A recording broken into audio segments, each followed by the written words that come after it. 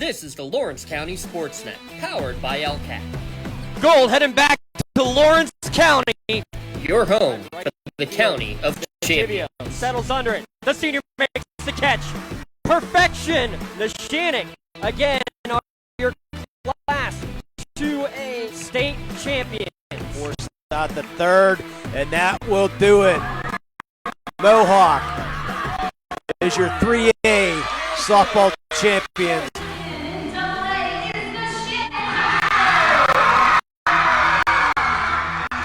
Buzzer's gonna sound. Union repeats as the Class 1A WPIAL champions. The top local athletes and the top sports moments all featured here, live or archived at lcsportsnet.com. Getting by one defender, and he's gonna go all the way.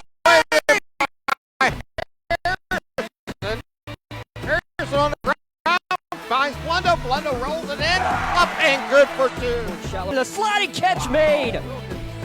Down to 6 on the play clock. Here's Snap in the hole. The kick is up.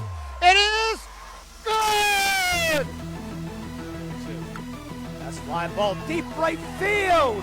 Here. Hope running for his life. Throws it up for grabs. There's a man open. Touchdown. No way! Ripped away from him, right back from the seat of his pants, and he throws it off the window and in. Featuring over 100 broadcasts in over a dozen sports. Your voice for Lawrence County sports. The gold ball headed home to Newcastle. This is the Lawrence County Sportsnet.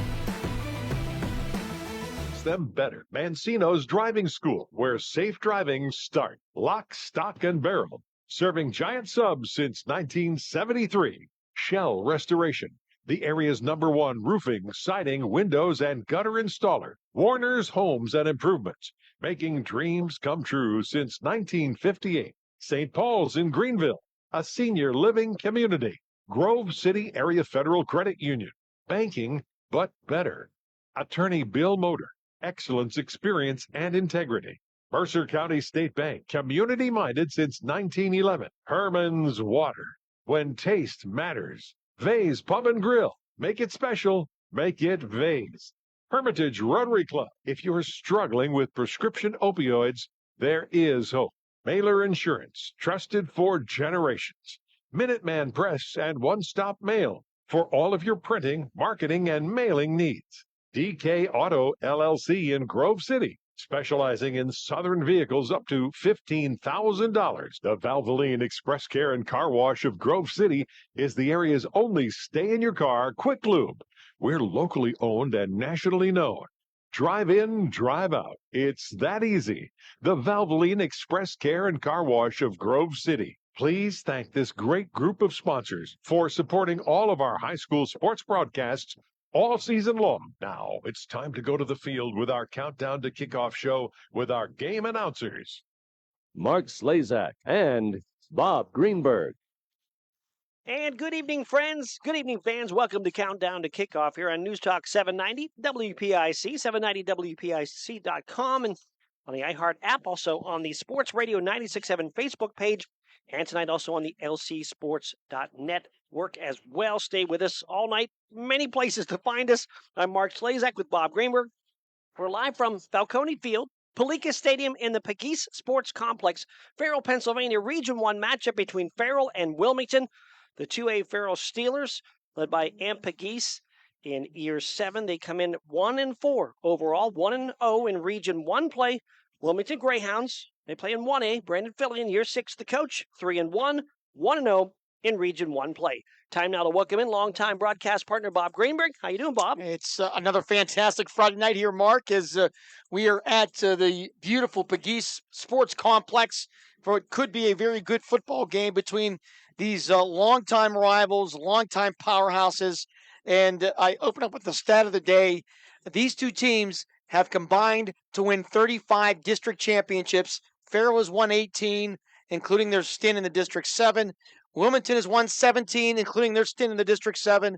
They've played against each other multiple times, and they're the two most successful programs when it comes to district championships in our area. So just love when these two teams get on the field. There's been so much history, and maybe some more history here tonight. No doubt. And not in the same class, so they won't play in a district championship this year, but both with a chance to win their own and add to their numbers as Farrell in 2A, Wilmington in 1A. We'll take a break. When we come back, we will get you set with lineups, with coaches, with statistics, and more. Stay with us, Farrell and Wilmington, on your home for high school football, News Talk 790, Sports Radio 96.7, Facebook Live, and on the LC Sports Net. I run a local business. With payroll, expenses, taxes, and equipment, taking care of business is a lot of work. But at my bank, I get mobile banking, online bill pay, and the financial advice I need to make the best decisions for my business. My bank is a financial partner I can count on. Mercer County State Bank, member FDIC, your community bank. Online at mcsbank.bank.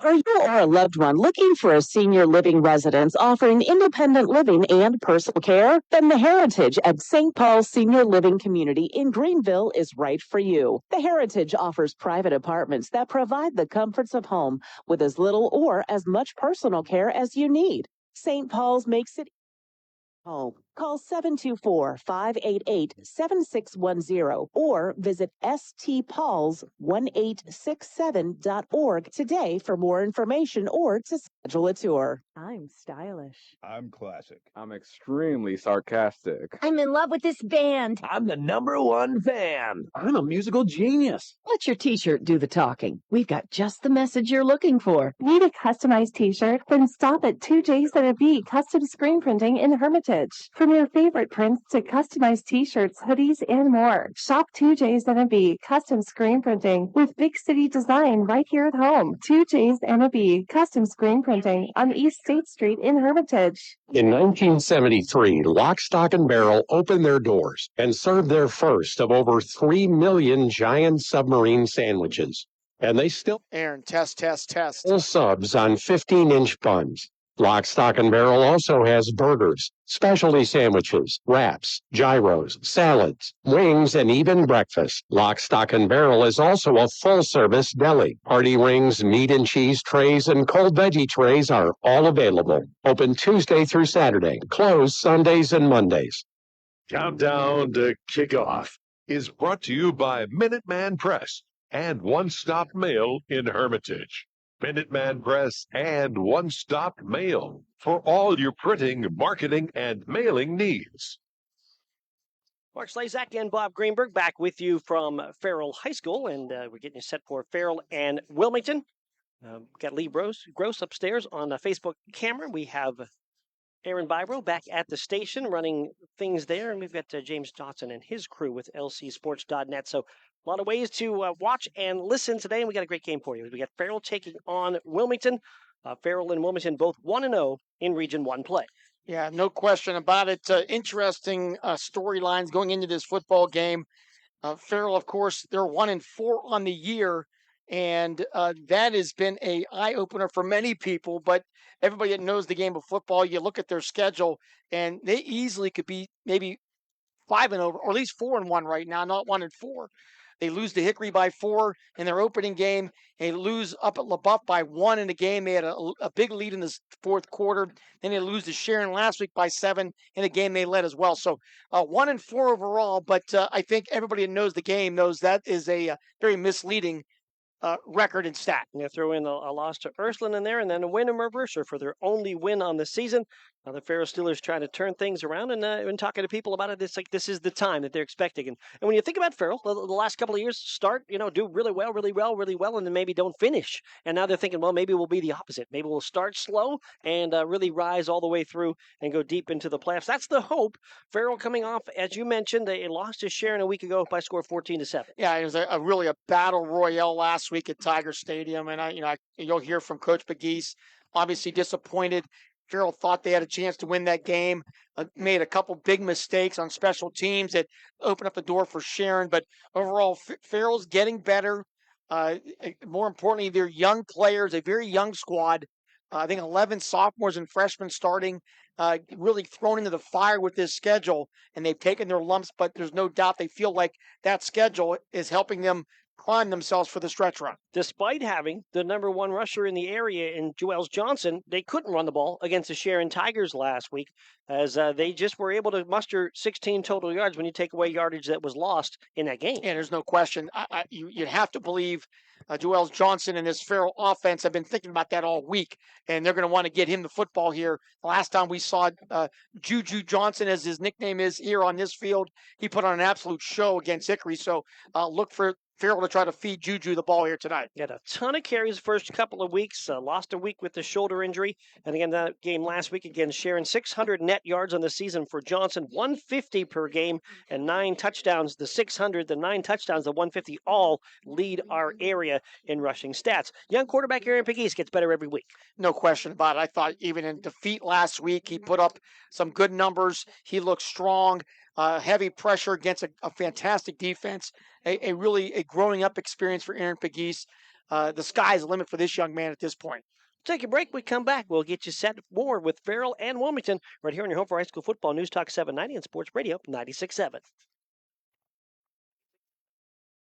Did you know that Mancino's Driving School can give you your driver's test? That's right. Mancino's Driving School provides an approved Pennsylvania Department of Education certified driving course as well as behind-the-wheel training. Mancino's Driving School offers one-on-one, on-the-road driving lessons 7 days a week with day and evening hours. They use only certified driving instructors that have undergone extensive background investigation. For details or more information on adult training, go online to mancinosdrivingschool.com. Gosh, honey, what's got you all chef-tastic? You know, it's our kitchen remodel. It's got me all inspired. Oh, are you inspired enough to make desserts? As a matter of fact. Is it chocolate? Oh, it's chocolate. I love you. Get inspiration all your own with a brand new kitchen from Warner's Homes and Improvements. We create new kitchens that dreams are made of. We buy direct from the manufacturers using top quality materials with no shortcuts. The latest in style and functionality for a fair price. Call Warner's today and get inspired. Warner's Homes and Improvements on Route 19 in Mercer or online at warnersconstruction.com.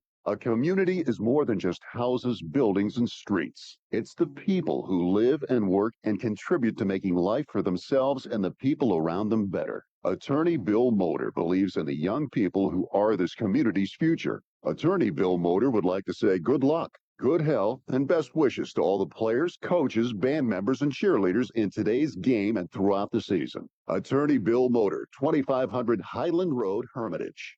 Did you know that Mancino's Driving School can give you your driver's test? That's right. Mancino's Driving School provides an approved Pennsylvania Department of Education certified driving course as well as behind-the-wheel training. Mancino's Driving School offers one-on-one, on-the-road driving lessons 7 days a week with day and evening hours. They use only certified driving instructors that have undergone extensive background investigation. For details or more information on adult training, go online to mancinosdrivingschool.com. Countdown to kickoff is brought to you by Minuteman Press and One Stop Mail in Hermitage. Minuteman Press and One Stop Mail for all your printing, marketing, and mailing needs. It is homecoming here at Farrell. They just had the court come around and some golf courts and fancy motorcycle as they're able to move around on the inside of the turf here. Had some fireworks go off and a festive night here at Farrell. Farrell and Wilmington, our matchup. We talked about Farrell. Let's talk a little bit about the Wilmington Greyhounds, off to a 3-1 start. Yeah, this is really a Wilmington team. If you've been a fan of Wilmington for a long time, this is the classic Wilmington team. They can run the football, and they got a really good defense, and they're back to the wing T again, and they're very young as well. I posted earlier today, and you'll hear it as soon. I don't ever remember a team starting 22 underclassmen, no seniors starting for Wilmington, a young team as well, but a young team that's improving. No doubt. Only a couple of seniors on the roster to start the year. So, yeah, all underclassmen starting. A bye week last week. 2 weeks ago, a 58-0 win over Kennedy. A big win against Northern Bedford on September 7th, stopping Northern Bedford's long win streak. They beat them 21-19. Their only loss was a game at Hubbard on August 30th, and they had a big win over Greenville to start the season, 28-7. And since then, Greenville hasn't lost. And Wilmington has, 4 really good running backs, led by Jamie Miller, also Cale Kettering, Chase Mitchelltree, Michael Mistretta. These all guys have had solid carries, averaging over 5 yards per carry, and that's part of this wing T offense that Farrell will have to find a way to slow down. Certainly try to be diverse in that. Jamie Miller, a couple of touchdowns in the win against Kennedy when they scored 5 rushing touchdowns. This team, number 3 in offense overall in scoring points at 28.5 a game. Number 3 in rushing as well, over 200 yards a game. So they want to keep the ball on the ground. They do have Wesley Vascal at quarterback. He's not thrown a lot of passes, 8 of 17, but if he does, he's completing them at about 18 yards per play. This Wilmington defense, the number 1 rush defense in the area up to this point, and they're facing a Farrell offense that likes to run the ball. So you got that classic matchup as well. On paper, it looks like this is a good matchup for Farrell. For Wilmington. Wilmington can run the ball. They can keep it away from Farrell. They have a big physical offensive line, and can they match up with Farrell's line? That's going to be one of the keys here tonight. No doubt, and they have to take care of the football as well. Neither of these teams has been great at creating turnovers and or really doing things on special teams. So maybe that turns out to be something big today, who takes care of the ball or who can take a ball away in this matchup. Yeah, both teams have actually negative turnover ratios. They're near the bottom of the list in Mercer County, and a big turnover here or there could be maybe the difference in this game. All right, we'll take a break. When we come back, we'll hear from the coaches. Brandon Fillion from Wilmington and Pegues from Farrell. Stay with us. It is Farrell taking on Wilmington on your home for high school football news, Talk 790, and the Facebook page on Sports Radio 96.7 and LC Sportsnet. Unlock your business potential with Hermitage Minuteman Press. From eye-catching designs to professional printing, Hermitage Minuteman Press are your local experts. Boost your brand with stunning business cards, brochures, banners, apparel, and more. The Hermitage Minuteman Press team ensures top-quality results with lightning-fast turnaround. Plus, their marketing solutions will take you to the next level. Elevate your image and stand out from the competition. Experience excellence in printing and marketing at Minuteman Press today. Minuteman Press, 3170 East State Street in Hermitage. Online at hermitage.minutemanpress.com or follow them on Facebook. Mention this ad and receive 10% off your first order. Great work, Smith. In appreciation of your hard work, please accept this plaque of recognition. Awards. And here's to the Hornets basketball team. Trophies. Trophies. Recognition. The engraving place makes personalized plaques and trophies for all your recognition of excellence needs. Thousands of designs for any occasion. Visit them at 1945 East State in Hermitage. Imagine a bathroom that's not just a room, but a sanctuary. At Warner's Homes and Improvements, they believe in taking the time to get it right. That's why they are proud to introduce their bathroom installation service, where done in a day is a thing of the past. Experience the difference of a bathroom designed for you, not the clock. Visit Warner's Homes and Improvements on Route 19 in Mercer or at warnerconstruction.com. Warner's Homes and Improvements, where your bathroom is our masterpiece. Don't rush perfection. Countdown to Kickoff is brought to you by Minuteman Press and One Stop Mail in Hermitage. Minuteman Press and One Stop Mail for all your printing, marketing, and mailing. Welcome back. Countdown to kickoff. Farrell Wilmington tonight. Region matchup. We're being joined by head coach Pegues of the Farrell Steelers. And coach, back at it here again tonight after a tough loss last Saturday. Just a couple of your thoughts. Yeah, it was a tough one last week. Defensively, I feel like we played really well offensively against a really good defense last week. We didn't get it done, but we moved on, and we had a really good one tonight with Wilmington. What a couple things you've been working on all week to try to improve the final results? Just offensively, we just wasn't stepping the right way, wasn't lining up properly. Playing this kid like Brody Miller, you can't have those breakdowns against him. He's too good of an athlete, too good of a player, and we're just trying to fix that this week and try to play some pro football. Obviously, special teams was huge last week as well. For sure. If I bet you I could count probably 3 games this year where special teams kind of really hamper us, and we took some emphasis on that this week. Make sure we have the right personnel on the field and doing what we're supposed to do. So, like I said, I believe we probably lost 3 games this year off special team alone, so we got to fix that especially tonight. Farrell kids aren't used to being 1-4. What's the mood like? You know what? Considering what their record is, I believe we had a really good practice this week. I think the kids understand what's still at stake. We're gonna get into our region play right now, and you know we 1-4, but just as well we could be 4-1. You know what I mean? But we're not gonna worry about that. It's not how you start, but it's how you finish. And this is usually our time of the year where we get things rolling, and we're gonna try to get it rolling and try to make our playoff push. You have a lot to look at tonight with your team. What do you hope to see? I just hope to see us play fast, play loose, tackle well, and offensively put some points up and just have a good game. Wilmington, you know Coach Fillion very well. A lot of respect. Just a couple of your thoughts about the Hounds. Oh, definitely a lot of respect with him and his program. You know, he's doing it the right way, and he got a great program, a good coaching staff, and they're going to be ready to play. You can't take them lightly at all, and I don't care what their record is. If they're having a bad year or a great year, they're going to be ready to play, and this is a tough one for us, and we got to come out with our heads on straight and play some good firm football. This wing T offense, you had to make some adjustments there defensively. Sure. You know, if you're not lined up properly especially against them, they do a lot of check from the sideline. So if you're not lined up properly, they can hurt you. So our emphasis this week is make sure we're lining up properly and just tackle. If we do that, then we'll be fine. Coach, best of luck. Thanks, Paul. Appreciate it. All right, Ann Pegues, head coach of the Farrell Steelers. We'll come back more countdown to kickoff. Farrell and Wilmington tonight, right here on News Talk 790 WPIC.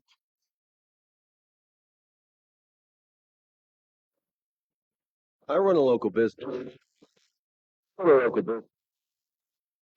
of business is a lot of work. But at my bank, I get mobile banking, online bill pay, and the financial advice I need to make the best decisions for my business. My bank is a financial partner I can count on.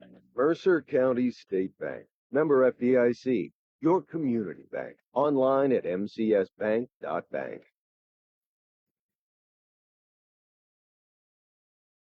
Are you or a loved one looking for a senior living residence offering independent living and personal care? Then the Heritage at St. Paul's Senior Living Community in Greenville is right for you. The Heritage offers private apartments that provide the comforts of home with as little or as much personal care as you need. St. Paul's makes it easy to feel at home. Call 724-588-7610 or visit stpauls1867.org today for more information or to schedule a tour. Countdown to kick.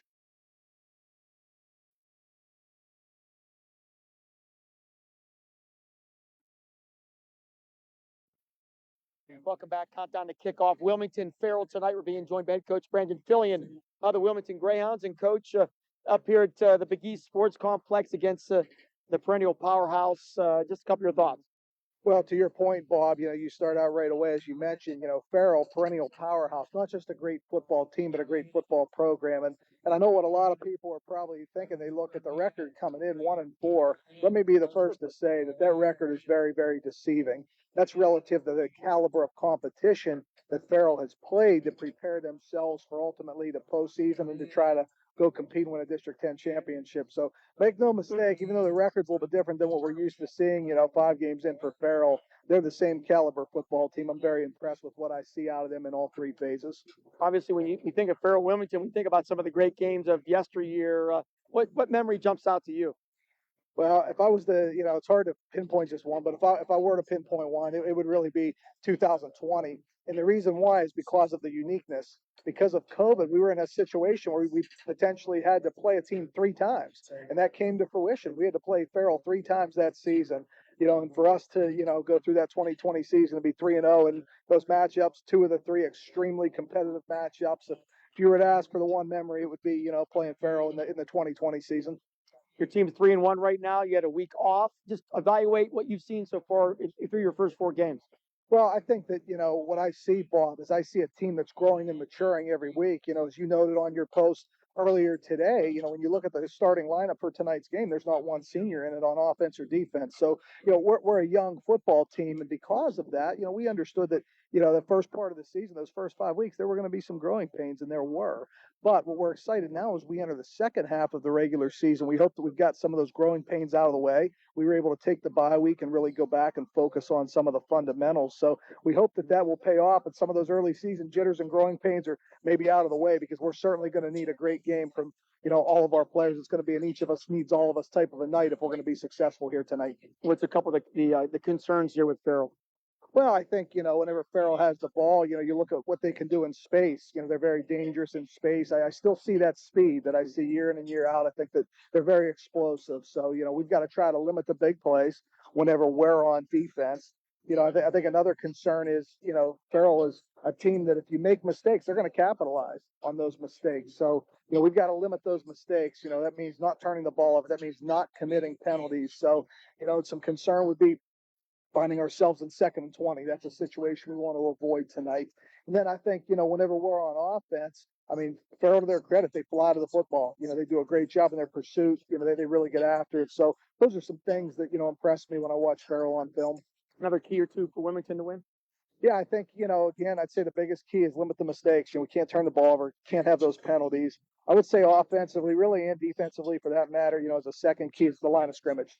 Talked about how explosive they are, what they can do in space. For us to counteract that, we've got to win the line of scrimmage. For us to win the football game tonight, it is imperative that on both sides of the ball, we win the line of scrimmage. We feel good about the guys we have in the trenches on both the offensive and defensive lines. So we'll be looking to establish the line of scrimmage. And by doing so, we hope that, we can control time of possession, control tempo here this evening. Coach, best of luck. Hey, thanks, Bob. Always a pleasure to have you and Mark on the call, man. Just makes it, all the more exciting. So thanks for being here tonight. Appreciate it, Coach. Brendan Fillion of the Wilmington Greyhounds will come back. Minutemen Press, starting lineups and the kickoff. It is Wilmington and Farrell tonight, right here on 790 WPIC.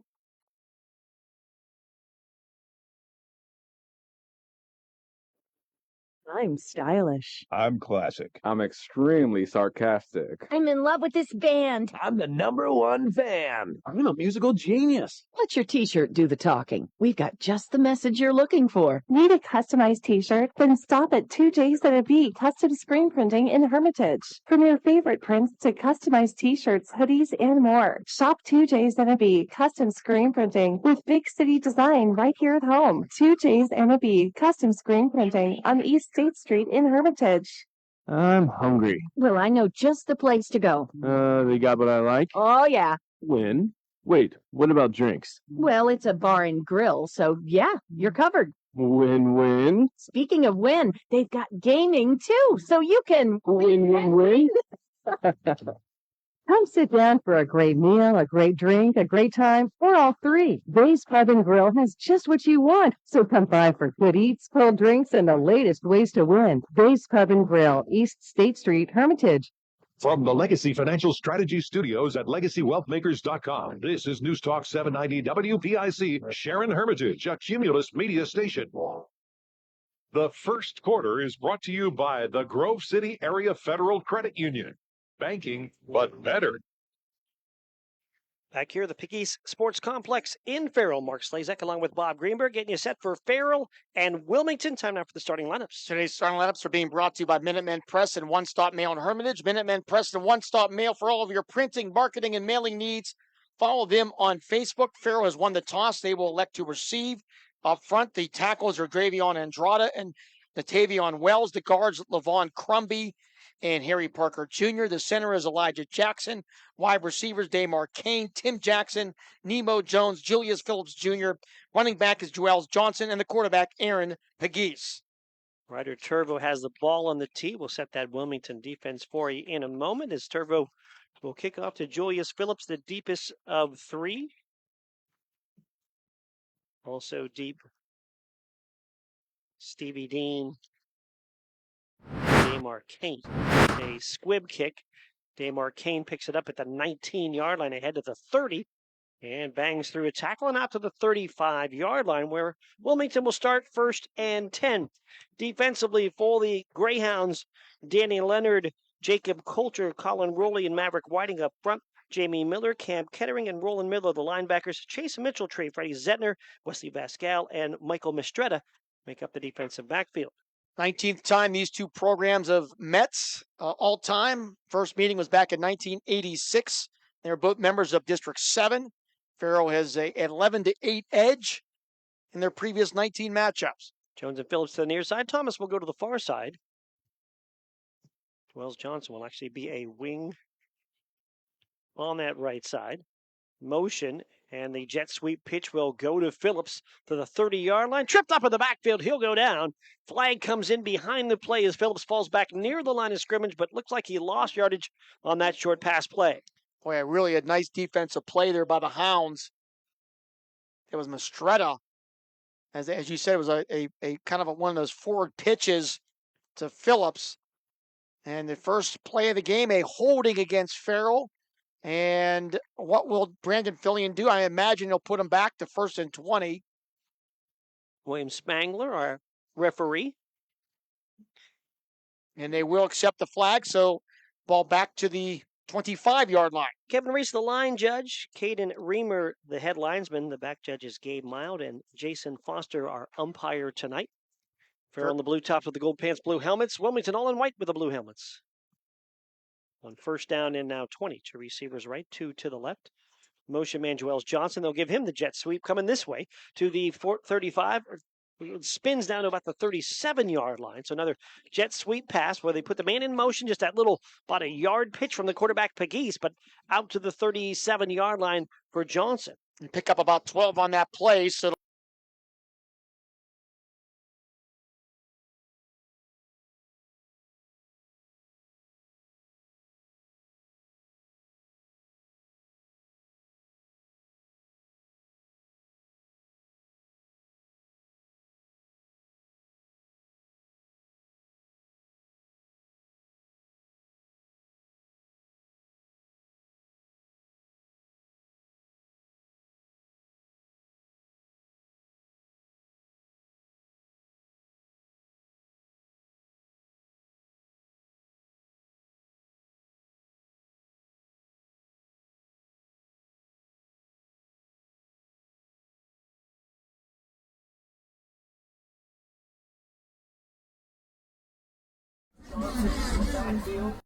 As a wing, Phillips on the wing, and the both playmakers touching the football on.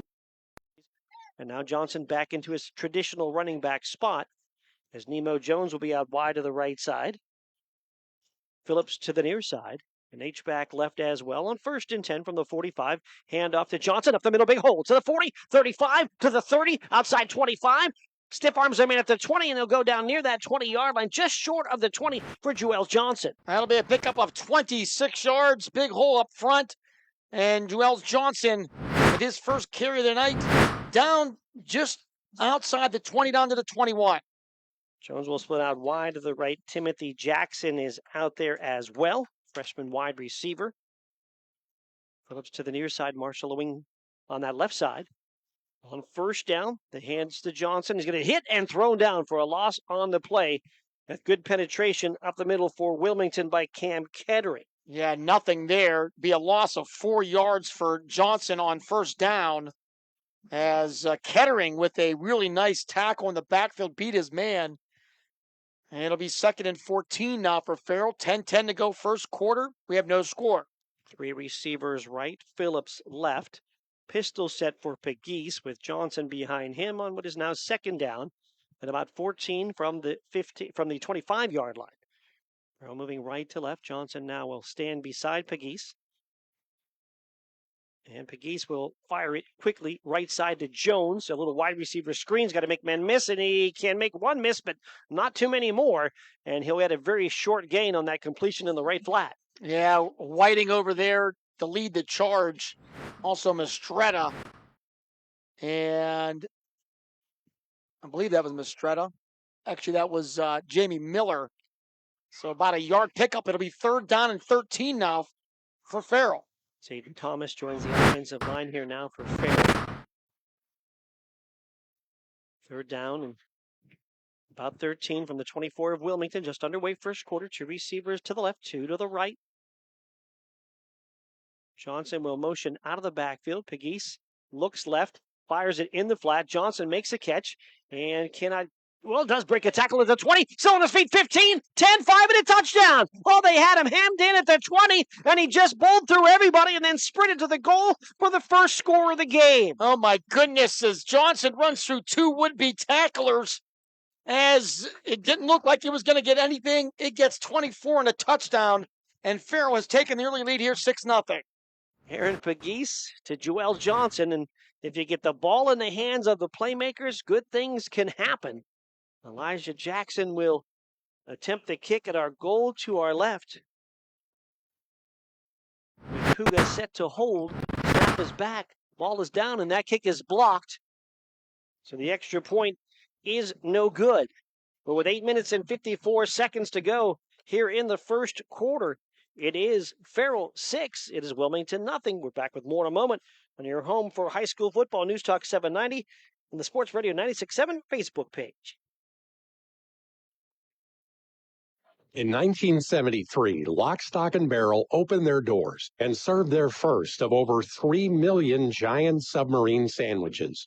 And they still serve 42 whole subs on 15-inch buns. Lock, Stock, and Barrel also has burgers, specialty sandwiches, wraps, gyros, salads, wings, and even breakfast. Lock, Stock, and Barrel is also a full-service deli. Party rings, meat and cheese trays, and cold veggie trays are all available. Open Tuesday through Saturday, closed Sundays and Mondays. The first quarter is brought to you by the Grove City Area Federal Credit Union. Banking, but better. Opening drive for Farrell, 6 plays, 65 yards in 3:06. 24-yard touchdown pass. Aaron Pegues to Joels Johnson. Extra point kick was blocked. Farrell with this early 6-0 lead, and they worked hard to get the ball in Johnson's hands, and it worked out. Yeah, 5 touches of the 6 on that drive. 2 runs and 3 receptions. And a big start for Farrell and Joels Johnson. His second touchdown receiving this year, the 7th touchdown pass of the year for Aaron Pegues. Kickoff will be short. Drive by the up man. That's Mistretta across the 35 and down at about the 37-yard line, where Wilmington will come back out to start on offense. The Wilmington offense features quarterback Wesley Vascal, Michael Mistretta, Chase Mitchelltree, and Jamie Miller at the backs. Freddie Zettner is the wideout. Colin Rowley, Danny Leonard, Aiden Boyer, Maverick Whiting, Jacob Coulter, your line. Rowan Miller, the tight end. Farrell defense, we'll get to them in a moment as it'll be 1st and 10. Actually, they'll mark the ball at the 39-yard line, 1st and 10 for Wilmington. Zettner will come to the near side, motion Mistretta, hand up the middle. That's Miller out of the fullback spot, short yardage, up to about the 41, pull down there for a gain of 2. Farrell defense up front is Natavian Wells, Harry Parker Jr., Miles Hilton. 2 new ones getting the start there. Linebackers were Shard Dunbar, Omario Boatwright, Jason Marshall, Dorian Kane. In the secondary is Joels Johnson, Zamir Thomas, Damar Kane, and Julius Phillips Jr. 2 yards for Miller. It'll be 2nd and 8 now for Wilmington at their own 41. Boatwright leading Farrell with about 11 tackles per game, movement up front, and Farrell may have jumped. They did. On that left end, you had Boatwright over there. You had Dunbar over there looking like they were trying to fill a hole quickly, and they jumped the line. 5-yard penalty will go against Farrell. I mean, the second flag of the game early on here for Farrell. One quick update. Mercer County. Mercer has scored on a 33-yard touchdown reception to Davis. They lead Zygertown 7-0. Miller will be tight on the right end. They're going wide to the left on now 2nd down and 3 from their own 46 for Wilmington. Vascal, wing tee set. Motion man is going to hand it to off the edge. It looked like that time it was Mitchelltree. And Mitchelltree will run it across the 40 and out to about the 46-yard line, maybe just closer to the 47. Put it at the 47. 3rd down and short for Wilmington. Big hit there by Jason Marshall Jr. Only a freshman, really high bar and ceiling for this young man in the long line of outstanding Farrell linebackers. He could be the next one. Levon Crumby comes into that defensive line for Farrell. Zettner goes wide left. Mistretta to the near side. Mitchelltree to the far side on his wings.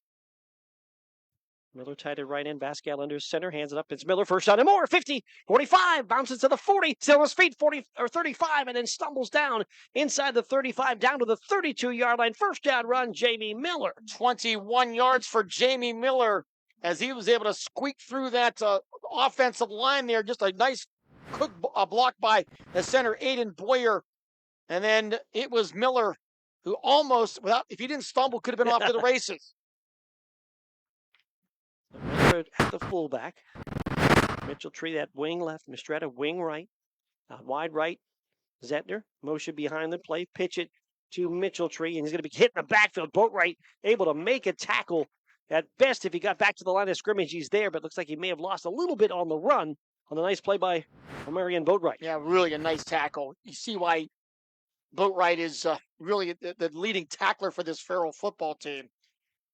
He gets his mitts on you. He normally does not let you go. So call no gain. Second down and 10. Wilmington's first drive as they move left to right. Farrell leads it by a score of 6-0. From the Farrell 32, wing T set. Back to pass is the quarterback Pascal, but a flag comes in from the referee behind the play and a dead ball procedure call against Wilmington. Yeah, somebody moved there.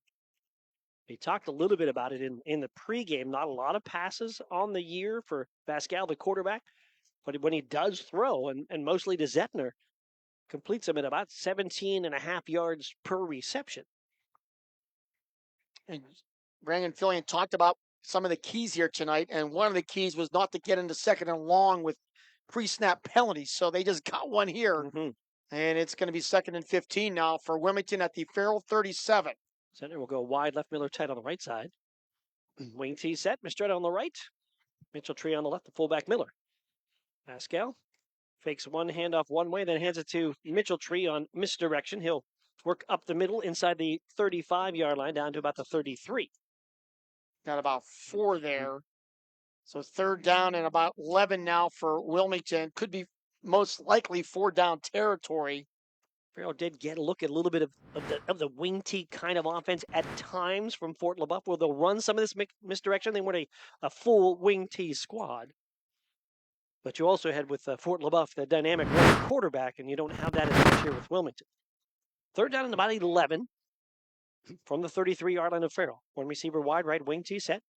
And Pascal up the middle will go to Miller. Miller to the 30, Miller to the 25, and downs to about the 24-yard line, where it's going to be 4th down and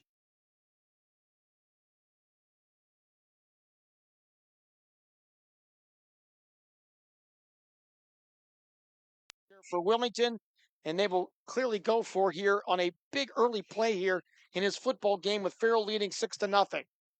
First drive for Wilmington after Farrell went 65 yards to score on their first drive. Wilmington with a big 4th down play here from the 24-yard line. Zettner will go wide left. Wing T set with the play clock down to 7. Pascal under center, moving up front.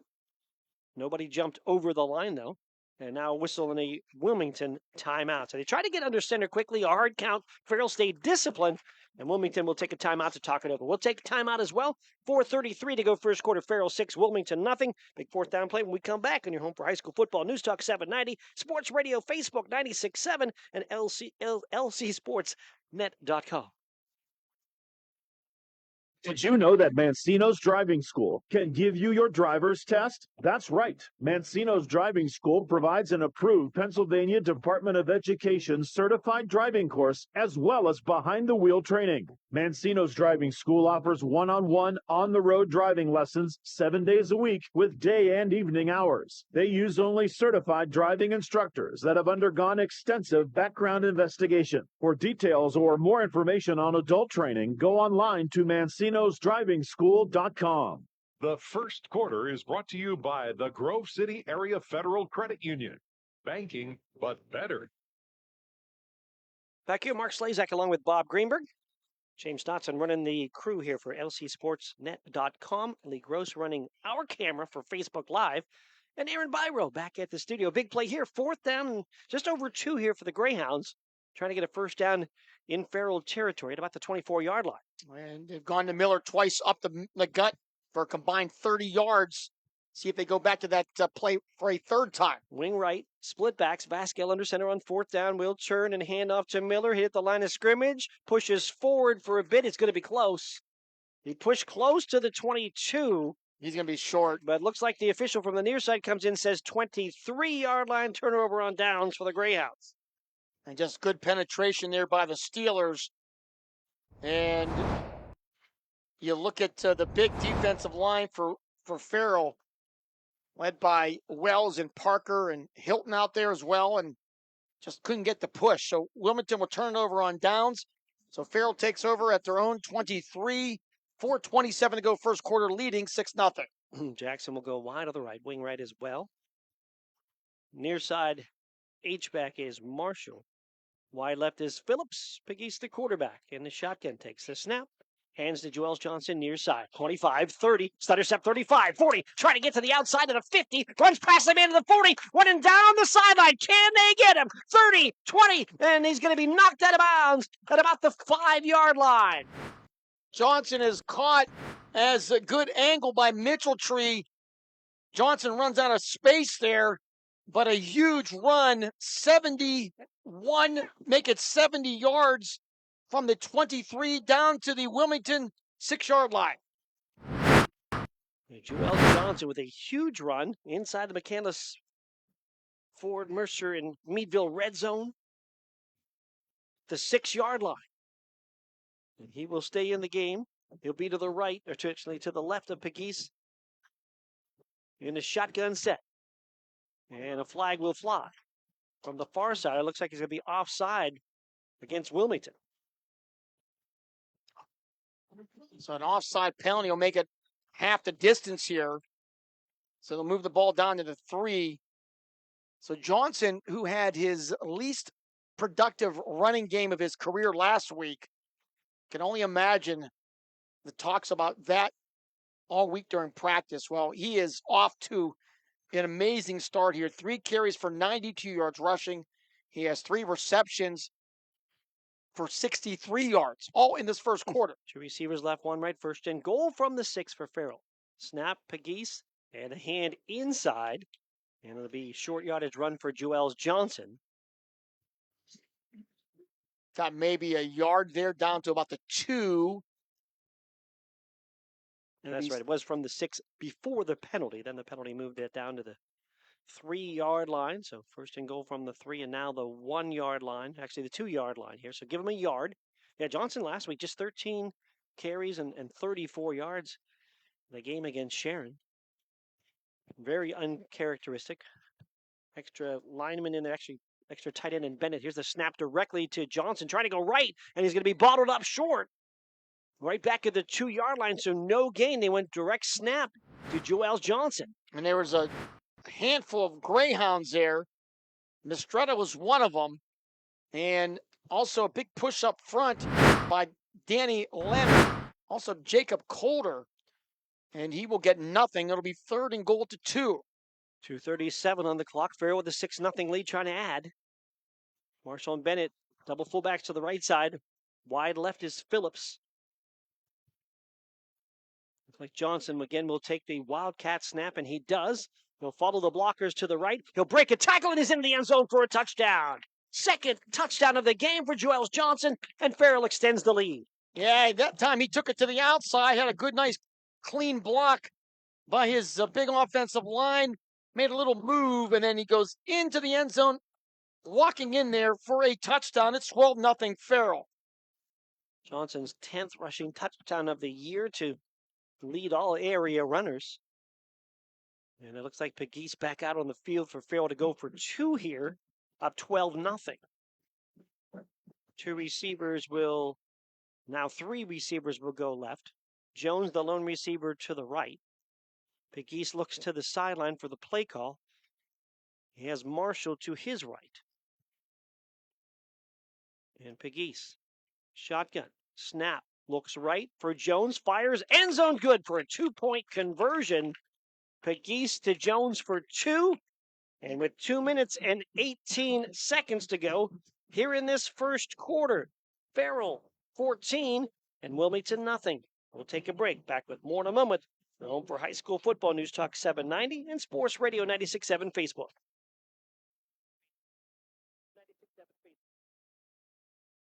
Gosh, honey, what's got you all chef-tastic? You know, it's our kitchen remodel. It's got me all inspired. Oh, are you inspired enough to make dessert?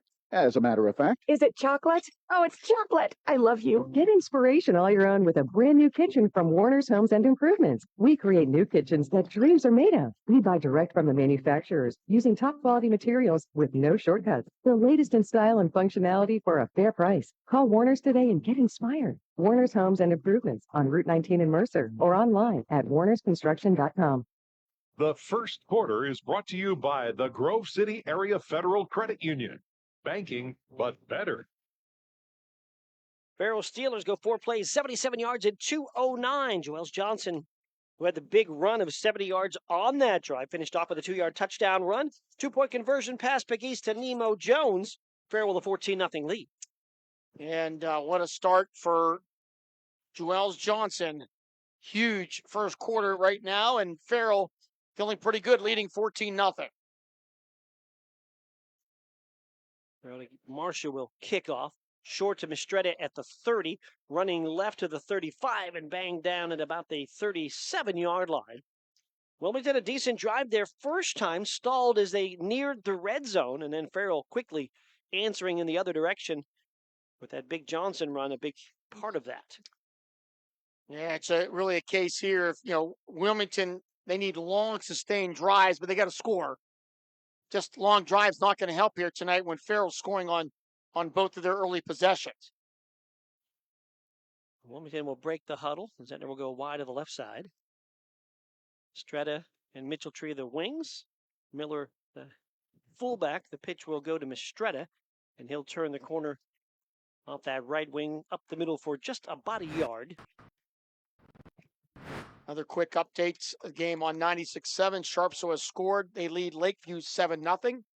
Also, Cambridge Springs up early over Reynolds 6-0. And Sagertown has scored to make that game 7-7 with Mercer. All the scores on the Warner's Homes and Improvements fifth quarter scoreboard show tonight after football action. 2nd down and 9 here from their own 39. Pitch this time will go to the fullback, Miller, trying to get outside, and he gets banged down on a nice defensive play by Joel Johnson about the 42-yard line, setting up 3rd down and long. They got about 3 on the play there. But Johnson with a nice tackle in open space, as you can see on our Facebook live video feed. And is now 3rd down and 6 for Wilmington at their own 42. Minute to go here in the first quarter. Farrell up 14-0. 2 possessions, 2 touchdowns for Farrell. Wing T set on 3rd down and 6.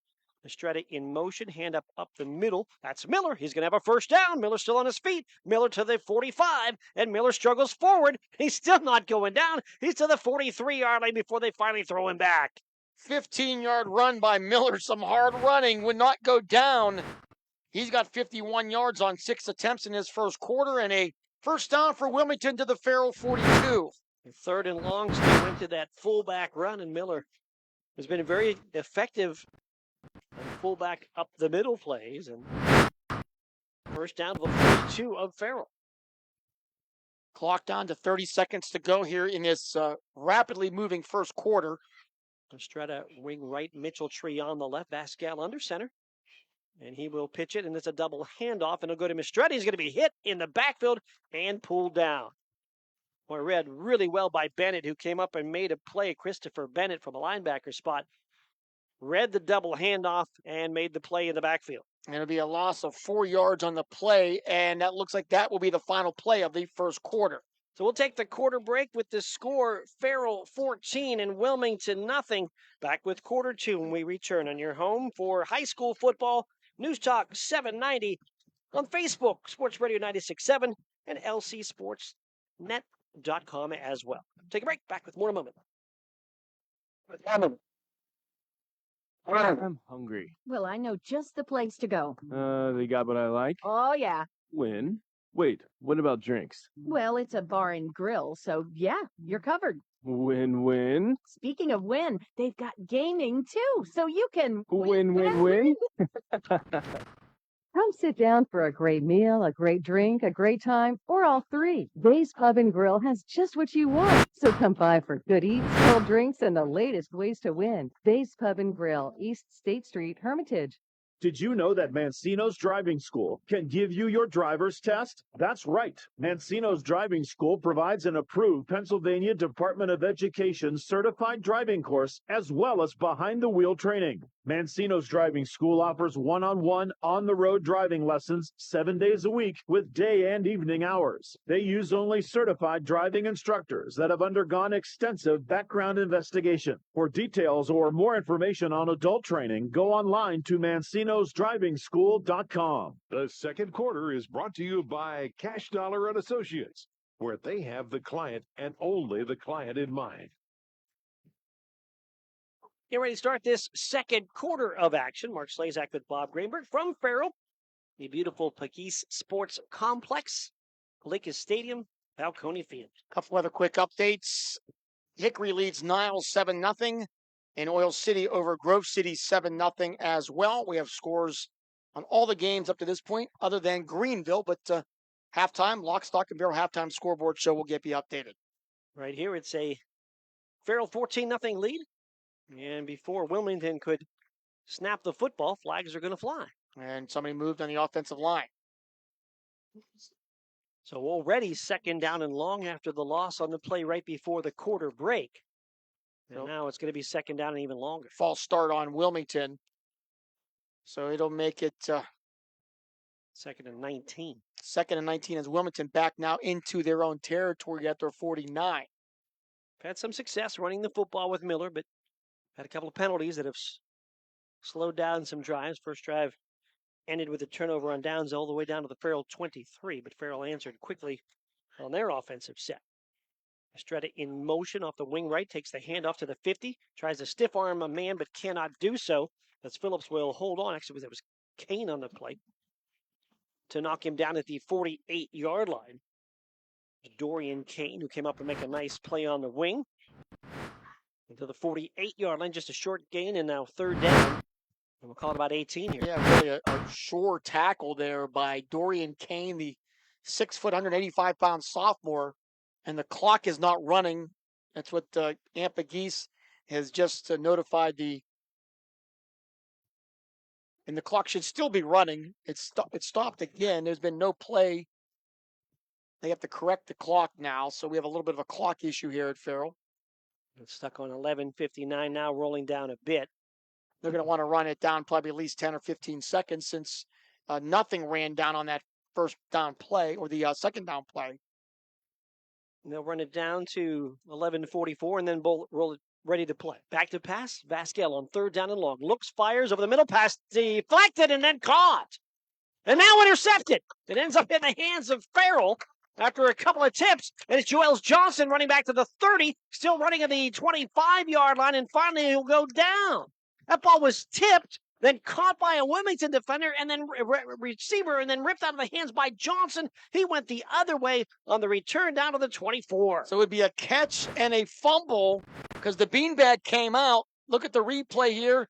A great catch off the tip, and then the ball ripped out of the receiver Miller's hands, and Johnson returns it all the way down to the Wilmington 24, 39 to the 24, a return of 37 yards. So Farrell with the big turnover force, and they have the ball in great field position at the Hounds 24-yard line. What a play by Johnson. He's made big plays on offense, now a big play on defense for the takeaway. Farrell set up at the 24-yard line. Two receivers right, one to the left. And movement up front, and I think Wilmington jumped. They did. So a rough start here for the Hounds. That is their fourth flag here in this first half. So Johnson will get credit with the fumble return.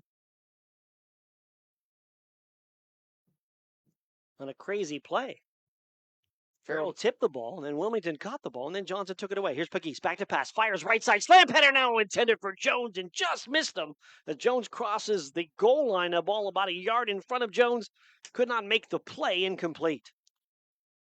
Farrell has entered the McCandless, Ford, Mercer, and Meadville red zone with 11:18 to go in this first half. Farrell leading 14-0, and almost 20-0 on that play. From the 19-yard line, second down following the penalty. 2nd and 5. Jackson wide right, slot right Jones. Johnson back in the game. He's to the left of Pegues. Pegues takes the snap, hands to Johnson, bounces outside 20, and breaks a tackle near the sticks far side at around the 15. But I think he's going to be about a yard short of the first down. Richardson with the tackle to push him out of bounds. So he'll get Put it right at the 15. Got about 4 there. 30-yard. Marshall out boat right in offensively for Farrell. Clearly 4-down territory here for the Steelers at the Wilmington 15. Jackson and Jones to the right. Phillips wide left. Boatwright H-back left. 3rd and a yard. Pegues takes the snap. Hands to Johnson. Caught in the backfield. Miller has him. Doesn't hang on. He's still on his feet. Gives ground all the way back to the 30. Now cuts back at the 25. Mistredigan to grab him way back at the 24-yard line on the big loss on the play. He'll lose 9 yards, and Johnson getting up slowly and looked like he was down, or at least dead to rights, but then he was able to scoot away from the would-be tackler. And then once he got the momentum going, it was a big free play, and he lost 9 yards. Yeah, try to go left. There was a big play by Miller to turn back Johnson, and now it's 4th down and 10 with the ball back at about the 24-yard line. 2 receivers right, 1 left. A pistol set with Johnson behind Pegues on the 24 of Wilmington. 4th down, Pegues back to pass. Screen left, Johnson bobbles, now catches, breaks a tackle, 30, 25, still running, 20, spins near the 15, and he's close to a 1st down. He will be short. He needed the 14, and it looks like they're going to mark him at the 15-yard line for a Farrell turnover on downs. My goodness, what a run by Johnson. Looked like he was going to be dead to rights in the backfield, and he made an incredible move, but despite it all, he will be short, and it'll be 1st and 10 for Wilmington. And a couple of shots at him when he first caught the ball. Johnson, dangerous with the ball in his hands, got all but a yard needed. And the ball goes back to the Wilmington Greyhounds. Put it at the 15-yard line where Wilmington will start their 3rd possession. And who would have thunk on 3rd and 1? Farrell would have lost 8 or 9 yards on a run, and that basically took him out of getting a 1st down. Handoff up the middle, Miller, 20, 25, 30, 35, and Miller finally brought down after another big gain by the fullback, Jamie Miller. He's out to the 38-yard line. 23 yards for Miller, who now has 74 yards here on 7 carries in his first half, and a 1st down for Wilmington, who gets a little bit of momentum on that defensive stop after they had the turnover that set up Farrell in great field position, and they keep him out of the end zone. Miller has been effective. It was mentioned in Brandon Fillian's pregame about some of those pre-snap penalties. Don't get behind the sticks. Wilmington's done that to themselves a couple of times and slowed drives. Wing T set from their own 38. Again, it's Miller up the middle, breaks that first tackle, stays on his feet, keeps moving, 45, 46, and out to the 47-yard line. Another 9 for Jamie Miller. Well, Jamie Miller is running extremely hard here tonight. The 5'7", 200-pound junior picks up 9 there on 1st down. Update, Lakeview has scored, got a 2-point conversion. They lead sharp, so 8-7 late first quarter. So 2nd down and a yard. From their own 47-yard line is Wilmington, trailing Farrell by a score of 14-0. 8:34 to go. Here in the first half, Zentner looks, or excuse me, I should say Vascal looks over the middle and a diving attempt by Miller. And he can't bring it in at around the 30-yard line. That was the tight end, Rowan Miller. As Vascal took a big hit as he threw it down the field, and almost another one of those Wilmington big plays on a pass play because Rowan Miller was open. Yeah, Dunbar, I believe, was the one with the big hit. And it was. And because of that, it forced the pass to be thrown a little bit earlier. If not, there's a chance Wilmington could have scored. Averaging about 18 yards per completion is the quarterback, Wesley Vascal, and that one just incomplete. So 3rd down and a yard. Zentner wide right in the wing tee set. Motion for Mitchelltree. They'll pitch it to him. He'll get a 1st down and more. Still moving. 50 and down to the 45-yard line. And a 3rd and 1 and pickup of about 8 and a 1st down for the Greyhounds into Farrell territory. Took a shot down the field on the pass on 2nd and 1. Didn't get that, but get the 1st down on 3rd and 1 on the Mitchelltree run to the Farrell 45-yard line. Thought this would be an intriguing matchup with Wilmington's ground game against his young Farrell defense. And right now, Wilmington's had some success. They've had 15 carries so far in this game for 102 yards rushing. Zentner will be a tight end left with Miller tight end right. Wings outside of them. Mitchell-Tree in motion. They'll pitch it to Mitchell-Tree off the left wing, and he'll come up the middle for a short gain.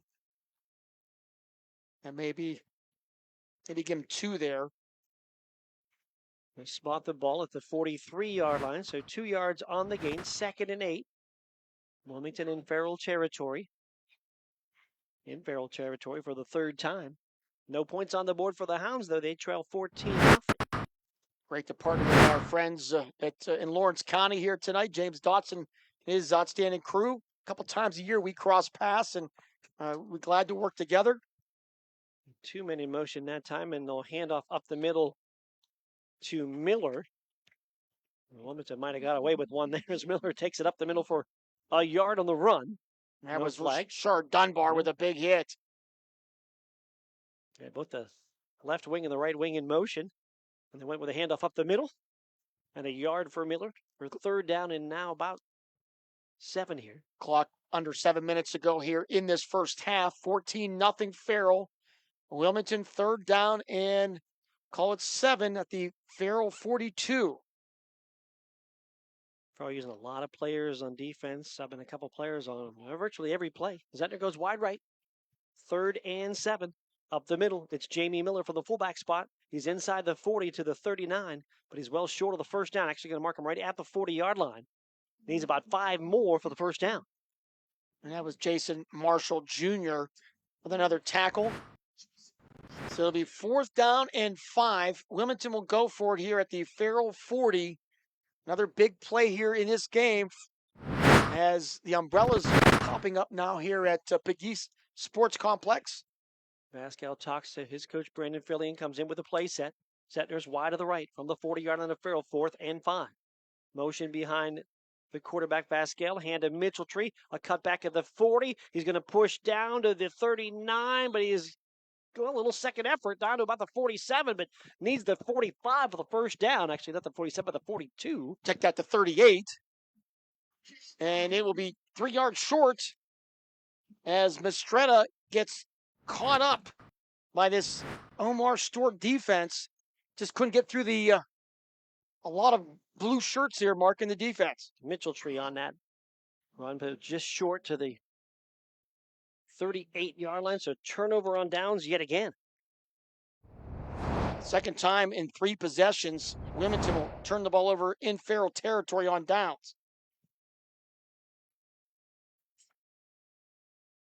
Two receivers right, 1 left. Pegues in the shotgun, fakes a handoff, rolls to his right as he avoids pressure, and now looks to run to the 40 and out of bounds.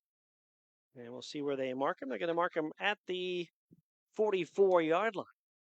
6 yards here for Pegues as Danny Leonard had a beeline on Aaron Pegues, and Pegues with a great move there to get out of trouble. 2nd and 4 from the 44. Phillips will go to the left with Jones, a slot left. Wide right, Jackson. Johnson, the back to the left of Aaron Pegues in the shotgun. He'll take the snap. He'll hand to Johnson. Johnson up the middle. 1st down and more. 50, 40, down the sideline. Up to the races. 20, 10, 5. And a Joel Johnson touchdown. No flags, 56 yards. And the Farrell Steelers have scored again here on Johnson's 3rd touchdown of the first half. It's now 20-0. I just got off that left side, bounced it to the outside, and took it right down the sideline for the 56-yard touchdown. And the Farrell Steelers up now 20-0 on Wilmington. Wells with a big block on that right side there. And that allowed Johnson to get through. And Johnson's having a big time night for the Steelers. Farrell will leave the offense out there. They will look to go for 2 here. Dorian Kane is the back in the set. He's to the left of Pegues. Motion comes left to right. Pegues rolls right, looks, fires, pass, intercepted as it's taken away by Vasquez. And the point after is unsuccessful. But the Farrell Steelers have added to their lead with 5:32 to go here in the first half. It is now Farrell 20, Wilmington nothing. We're back with more in a moment here, home for High School Football News Talk 790 and on Facebook Live. Your business potential with Hermitage Minuteman Press. From eye-catching designs to professional printing, Hermitage Minuteman Press are your local experts. Boost your brand with stunning business cards, brochures, banners, apparel, and more. The Hermitage Minuteman Press team ensures top-quality results with lightning-fast turnaround. Plus, their marketing solutions will take you to the next level. Elevate your image and stand out from the competition. Experience excellence in printing and marketing at Minuteman Press today. Minuteman Press, 3170 East State Street in Hermitage. Online at hermitage.minutemanpress.com or follow them on Facebook. Mention this ad and receive 10% off your first order. The second quarter is brought to you by Cash Dollar and Associates, where they have the client and only the client in mind. 11 touchdowns rushing now for Joel Johnson of Farrell, his third of the game. 2 plays, 62 yards on the drive, 56-yard touchdown run by Johnson. Going after unsuccessful as a pass intercepted by Vascal, and Farrell Steelers with 5:32 to go in the half lead, 20-0. Johnson, 146 yards rushing on 9 carries in his first half, 72 yards receiving on 4 receptions, 13 touches, 218 yards for Johnson, who's putting up some monster numbers here in this football game. Marshall to kick off. Line drive kick. Ricochets off one of the front men and then grabbed it around the 40-yard line as Wilmington's Evan Richardson will grab it out of the air and then go down. We'll give him yardage to the 42-yard line. As I said, Johnson was pretty much held in check last week against Sharon. And Sharon defense, as good as advertised. Don't need to tout them much more. Everybody knows how good they are. But you have to believe Johnson was itching to get back into his usual primetime performances. And he is doing it here so far tonight and then some. Wilmington has been able to get into Farrell territory on 3 occasions, but a couple of turnover on downs and a turnover. And they'll start again now the 42. It's up the middle. It's Jamie Miller, the fullback, bounces it outside and near midfield before he's thrown back on a nice run on first down. Miller gets about 7 on first down. He closes in on 100 yards here in his first half, 93 and 11 carries. And as you said, Mark, Wilmington has moved the ball. They have not punted. They've turned it over on downs, and it turned over all in Farrell territory. So they've had success, but obviously no success getting in the end zone. Yeah, no scoreboard points. 20-0. Farrell leads with 4:52 to go here in the first half. Second down and 3 from their own 49. Wing T set with Zettner wide left. Pascal under center. Fakes a handoff, back to pass, loops it out. He's got Mistretta wide open, makes the catch of the 30 and then tripped up. And he'll go down as he dives down near the 26-yard line. Oh, what a great throw by Vascal. Mistretta got behind the defense. Clearly a breakdown there by the Farrell Steelers. And it's a big pickup all the way down to the 26. And there's a flag on the field. There is a flag on the field. Right in the middle of the logo. Farrell went down the field. Wilmington did not, as it was a hold against the Greyhounds. So take that penalty away. As the flag. Take the completion away. Yes, take that completion away, I should say, as the penalty flag is right on that big yellow part of that big F in the middle of the field here at Farrell. And they will march it back. Yeah, you saw all the Farrell players backing up, and the Wilmington offense never went down the field due to the hold. So take away the big pass play. About 21, 22-yard reception there. Maybe a little bit more than 25 yards or so, but no matter. It will not count. So another tough break there for Wilmington. Another flag will be their 5th of the game. And that will again put them behind the sticks. And the holding was on Coulter. And it'll be back to the 39-yard line. So it'll be 2nd and 17 now for Wilmington. Wilmington's converted on 2 passes. One got ripped out of the receiver's hands. Another one negated because of a flag. Here's a wing T play off the left wing. It'll go up the middle to Mitchell Tree. And Mitchell Tree to the 45-yard line, his own. To set up 3rd down and about 11 as he limps back to the huddle. And just one of those nights where Wilmington's had success, but a couple plays here and there have turned the tide. And obviously, Juelz Johnson having a huge first half, almost unstoppable at this point. Zettner will go wide, near side. Mitchell-Tree and Mistretta the wings. Fake handoff. Vasquez back to pass. Looks, fires over the middle. Deflected and intercepted. Into the hands of Phillips at the 45-yard line. Caught from behind and brought down near midfield. The ball got tipped, but right into the hands of Julius Phillips. A interception, the second turnover of the game for Wilmington. And Farrell will take over at their own 49-yard line with 3:35 to go in this first half. Yeah, in the hands of Chase Mitchell-Tree and then out, and Phillips right there to grab it. As Bob said, the return to the Farrell 49-yard line. So another turnover in Farrell territory and another drive with no points for Wilmington. We had talked about the negativity when it comes to turnover ratio, and -2 right now for Wilmington in this game. Two receivers left, one right. Pegues, shotgun, hands, Johnson breaks a tackle, a skip at the 50, another skip to the 45-yard line of Wilmington, and they'll bring him down. Boy, just a basic handoff there. You see on our video, Johnson making 1, 2 men, 3 men miss, and just impressive running back skill. They have all the blocking in the world and all the tackling in the world, but got a guy like Juelz Johnson who's making you miss. Good luck. He's just able to do that little jump cuts, skips, hops, a little bit of everything. Second down, we'll call it 4 from the 45 of Wilmington. Pegues in the shotgun with receivers wide left will hand to Johnson. Bounce it outside right side. 45, stutter step to the 40 and out of bounds with a first down. As he's down near the, we'll see where he stepped out. There's a flag here, Mark. Flag, okay, flag behind the play. It's a hold against Farrell, so it won't matter where he stepped out of bounds. He was at about the 43, but the flag sitting at the 44 or so. He was at about the 38-yard line. So we're going to come back the other way. So the Farrell hold. Going to be on Crumby.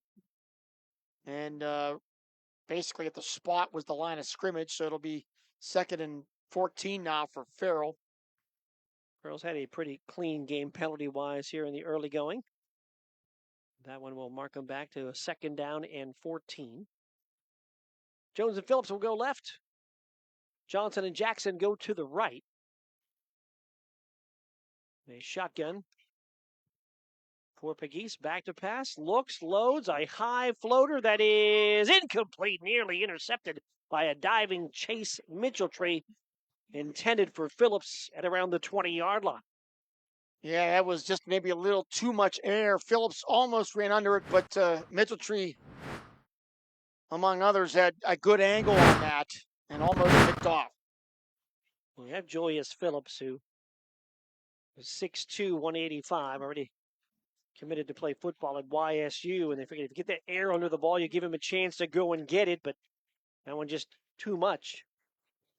Another flag on the play as well. I didn't even see it. It was laying in the gold logo. And we're going to get a... And we'll back that up to the 35-yard line. And 2nd and a mile now for Farrell with 2:21 to go here in the first half.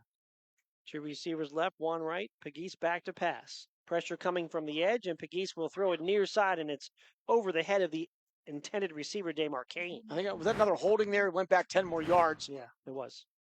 The appreciate the official's mic, but not as loud as you'd imagine. I didn't even hear him. I heard James Watson here in the booth help us out. Our director. 2:15 to go here first half. It is 3rd and 24 for Farrell. They need to get all the way down to the Wilmington 41 here. Two receivers right, 2 left from their own 34-yard line. Play clock down to 5. All the players looking to the sideline. Looks like Coach Pegues is willing to let this run and now takes a timeout. So Farrell takes a timeout to discuss what will be their 3rd and 24 play. When we come back, Farrell leads Wilmington by a score of 20-0.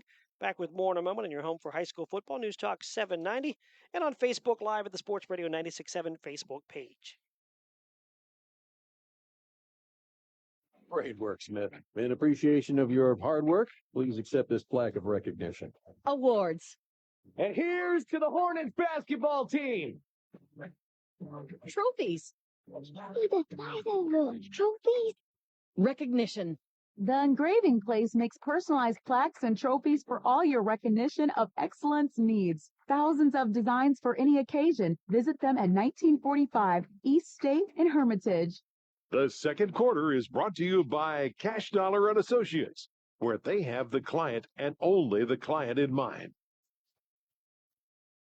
2:15 to go here in the first half. The Farrell Steelers have been able to take advantage of a couple of Wilmington mistakes, some turnovers on downs, and they put 20 points on the board behind 3 touchdowns from Juelz Johnson. Have the football yet again from their own 35 does Farrell, but they're facing a 3rd down and 24. 20-0 Farrell lead. 2:15 to go in the first half. 2 receivers left, 2 to the right. Marshall, the back in the set, as Johnson joins the receivers as a slot left.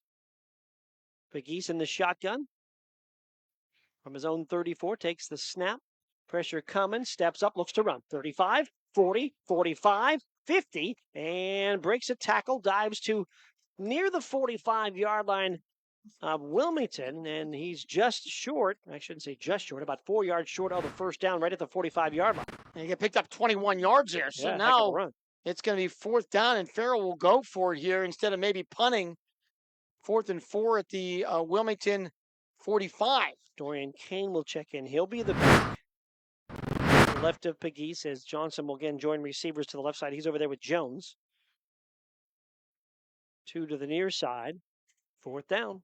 Back to pass. Pegues looking and fires. Caught over the middle. Juelz Johnson. 1st down and down to the 30-yard line of Wilmington. Oh, my goodness. What a throw as Pegues stood in the pocket, got hammered, but he got the pass off to Johnson. He'll pick up 15 on the play, down to the 30. And you mentioned it, the heavy pressure coming off that left edge, but Pegues standing in there, delivering the 1st down throw. So now down to the 30-yard line of Wilmington. 2 receivers left, 2 right. Kane stays in as the back. There's the snap. Pegues back to pass. Quarterback draw. 30, 25. They finally see him down to the 20. No, he still runs through that tackle at the 20. And he's down to the 22, to the 17-yard line and in the red zone. It'll be a pickup of 13 more yards for Pegues. And they have entered the McCandless, Ford, Mercer, and Meadville red zone. Clock has stopped because of the 1st down. 1:08. Now it's running. Jones and Johnson to the left. Phillips to the right side with Damar Kane. Dorian Kane the back to the right of Pegues. 1st down. Takes the snap. Delay handoff. They'll give it to Kane. Kane to the 15 and Kane down to about the 11-yard line. Dorian Kane on the draw play to the 11 with the clock at 39 seconds and rolling. And scoreboard says Farrell has 2 timeouts remaining. They're not using it here on 2nd and about 4. 2 receivers to each side. Shotgun for Pegues from the 11-yard line of Wilmington. Pegues takes the snap, looks right, and runs right. Now runs to the 10 and cuts at the 5 and fights down to about the 4-yard line. That's a 1st and goal now for Farrell. But the clock has stopped with 11 seconds to go on the timeout. About 7 more yards for Pegues. Farrell will take the timeout. Clock did stop there as well for the 1st down. 11 seconds to go in the half. Quick, we're going to keep it here. We'll keep it right here. I want to remind you, Lock, Stock, and Barrel Halftime Scoreboard Show will be here in our press box tonight, getting all the scores.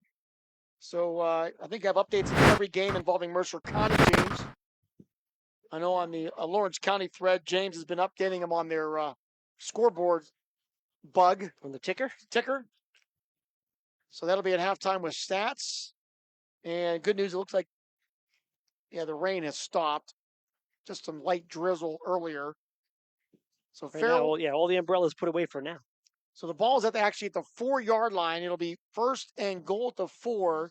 Farrell has 1 timeout remaining and 11 seconds to try to get into the end zone. They lead here 20-0. Johnson looks like he's back in the game as a running back now from the wide receiver spot where he had been. Thomas tight on that left side. Add an extra lineman on the right side. 2 fullbacks now with Bennett and Marshall. And the quarterback Pegues on the bench. There'll be a wildcat snap to Joel Johnson here from the 4-yard line. First and goal from the 4. Snap to Johnson. And he's a jump pass, and he's going to throw it for a touchdown. Oh my! As Thomas will make the catch for the score. Zamir Thomas with the 4-yard touchdown pass from Joel Johnson, who has now thrown, rushed, and caught a touchdown here in his first half. What a game. He took 1 step forward, little jump pass to Thomas, who was tight on the left side of that formation. And right over the middle, pass and catch for a Farrell score. They go up 26-0 with 9 seconds to go in the half. Offense will stay out there to go for 2. Pegues back in at quarterback. 4 wides in the set for the 2-point conversion try with Joel Johnson as the back. Motion man across the formation is Kane. Pegues with pressure, fires over the middle, and it's incomplete. Nearly picked off, and Pegues slow to get up. It looks like he will be okay, but definitely slow, but it's 26-0. Farrell is not slow tonight with 9 seconds to go here in his first half. Let's take that break. 9 seconds to go in the first half. Farrell 26, Wilmington nothing. Your home for high school football. News Talk 790 and on Facebook, Sports Radio 96.7.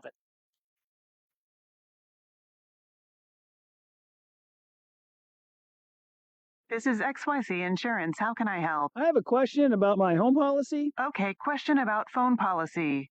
Home policy. Okay, gnome policy. HOME, home. Technology is great, but sometimes it's better to talk with a real person. With Erie Insurance, you have a caring, independent agent who's with you from beginning to end. Your local Erie agent is Mailer Insurance. Get a quote today at mailerinsurance.com. Mailer Insurance, a Reinhardt's agency affiliate. Go to erieinsurance.com for company licensure and product details. The second quarter is brought to you by Cash Dollar and Associates, where they have the client and only the client in mind.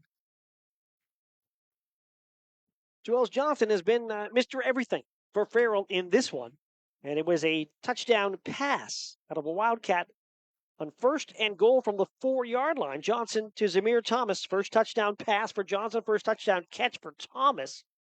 2-point conversion fails. 26-0 Farrell. Yeah, what a great play. I mean, everybody was thinking Johnson's running it there. Don't blame Wilmington for thinking that. Marshall to kick off. And kind of hit it on the kick, and flags are going to fly. It's going to be offsides on Farrell. Put that numbers on that last drive, Bob? Would have been 8 plays, 51 yards, 3 minutes and 26 seconds. Farrell's 4th touchdown, 2 each quarter, with a 26-0 lead. And the only thing they haven't done well is convert extra points. They have just 1 on a 2-point conversion pass. Everything else for the Farrell offensive side has been quite effective. Yeah, really impressive here tonight. We'll give you all the stats as well at halftime. Marshall will kick again. And using those short angled kicks. And again, he will kick it short, grabbing the ball on a high hop. They're offsides again. Near side they might have been. As Cam Kettering pulled that in and then got hammered. That looked more like even like an onside kick attempt as that ball immediately into the ground. Procedure against Farrell back-to-back, so they'll move the ball back to the 30 now. Still with 9 seconds to go. Cam Kettering made a nice play to grab it, then got hammered on the play that didn't count. They'll do it again. Farrell will move back, and now Marshall will tee it at the 30-yard line. We're still at 9 seconds to go here in this first half. Haven't seen a jump pass in a long time. Since last week. Yeah. In the Grove City game. That worked. How about that? That worked. If Tim Tebow Another onside kick attempt. And this was tipped around and finally covered by Wilmington at the 49-yard line as Colin Rowley will grab it. Rowley had a beat on it, and then it was Kettering who tried to take it out of his hands. No, the big guy shouldn't be touching the ball. You want the hands guy to grab it. Kettering wanted to grab it and run. So it'll be Wilmington football at the 49-yard line of Farrell. So again, they're in Farrell territory, but they have no points on the board with 8 seconds to go here in the half. Wilmington has 2 timeouts remaining. And so maybe 2 plays here. We'll see. Zentner to the near side. Wing T set. Vascal. Motion behind him. Will hand him Estrada in misdirection. Stiff arm gets him to the 45-yard line. Cuts upfield to the 40. Still going to the 35 and then out of bounds. And the clock has run out. Well, that'll do it. Mistretta was about a half a stride away and half a foot of touching the sideline from scoring a touchdown, but it'll land again in Farrell territory where all the Wilmington drives have ended in the first half, but Wilmington with no points. It's Farrell 26, it's Wilmington nothing, and we are at the half. We'll take the break. Up ahead, Lock, Stock, and Barrel halftime scoreboard report. We have a pack report today, too? Yes. We have that as well. So that at the halftime, plus the scores and the stats and much, much more. Stay with us at the half. Farrell 26, Wilmington nothing on your home for high school football News Talk 790 and on Facebook Live at Sports Radio 96.7. Are you or a loved one looking for a senior living residence offering independent living and personal care? Then the Heritage at St. Paul's Senior Living Community in Greenville is right for you. The Heritage offers private apartments that provide the comforts of home with as little or as much personal care as you need. St. Paul's makes it easy to feel at home. Call 724-588-7610 or visit stpauls1867.org today for more information or to schedule a tour. Unlock your business potential with Hermitage Minuteman Press. From eye-catching designs to professional printing, Hermitage Minuteman Press are your local experts. Boost your brand with stunning business cards, brochures, banners, apparel, and more. The Hermitage Minuteman Press team ensures top-quality results with lightning-fast turnaround. Plus, their marketing solutions will take you to the next level. Elevate your image and stand out from the competition. Experience excellence in printing and marketing at Minuteman Press today. Minuteman Press, 3170 East State Street in Hermitage. Online at hermitage.minutemanpress.com or follow them on Facebook. Mention this ad and receive 10% off your first order. You're independent. So are we.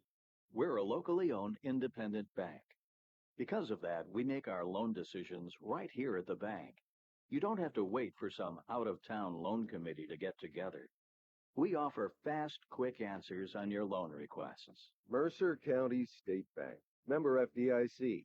Your community bank. Online at mcsbank.bank.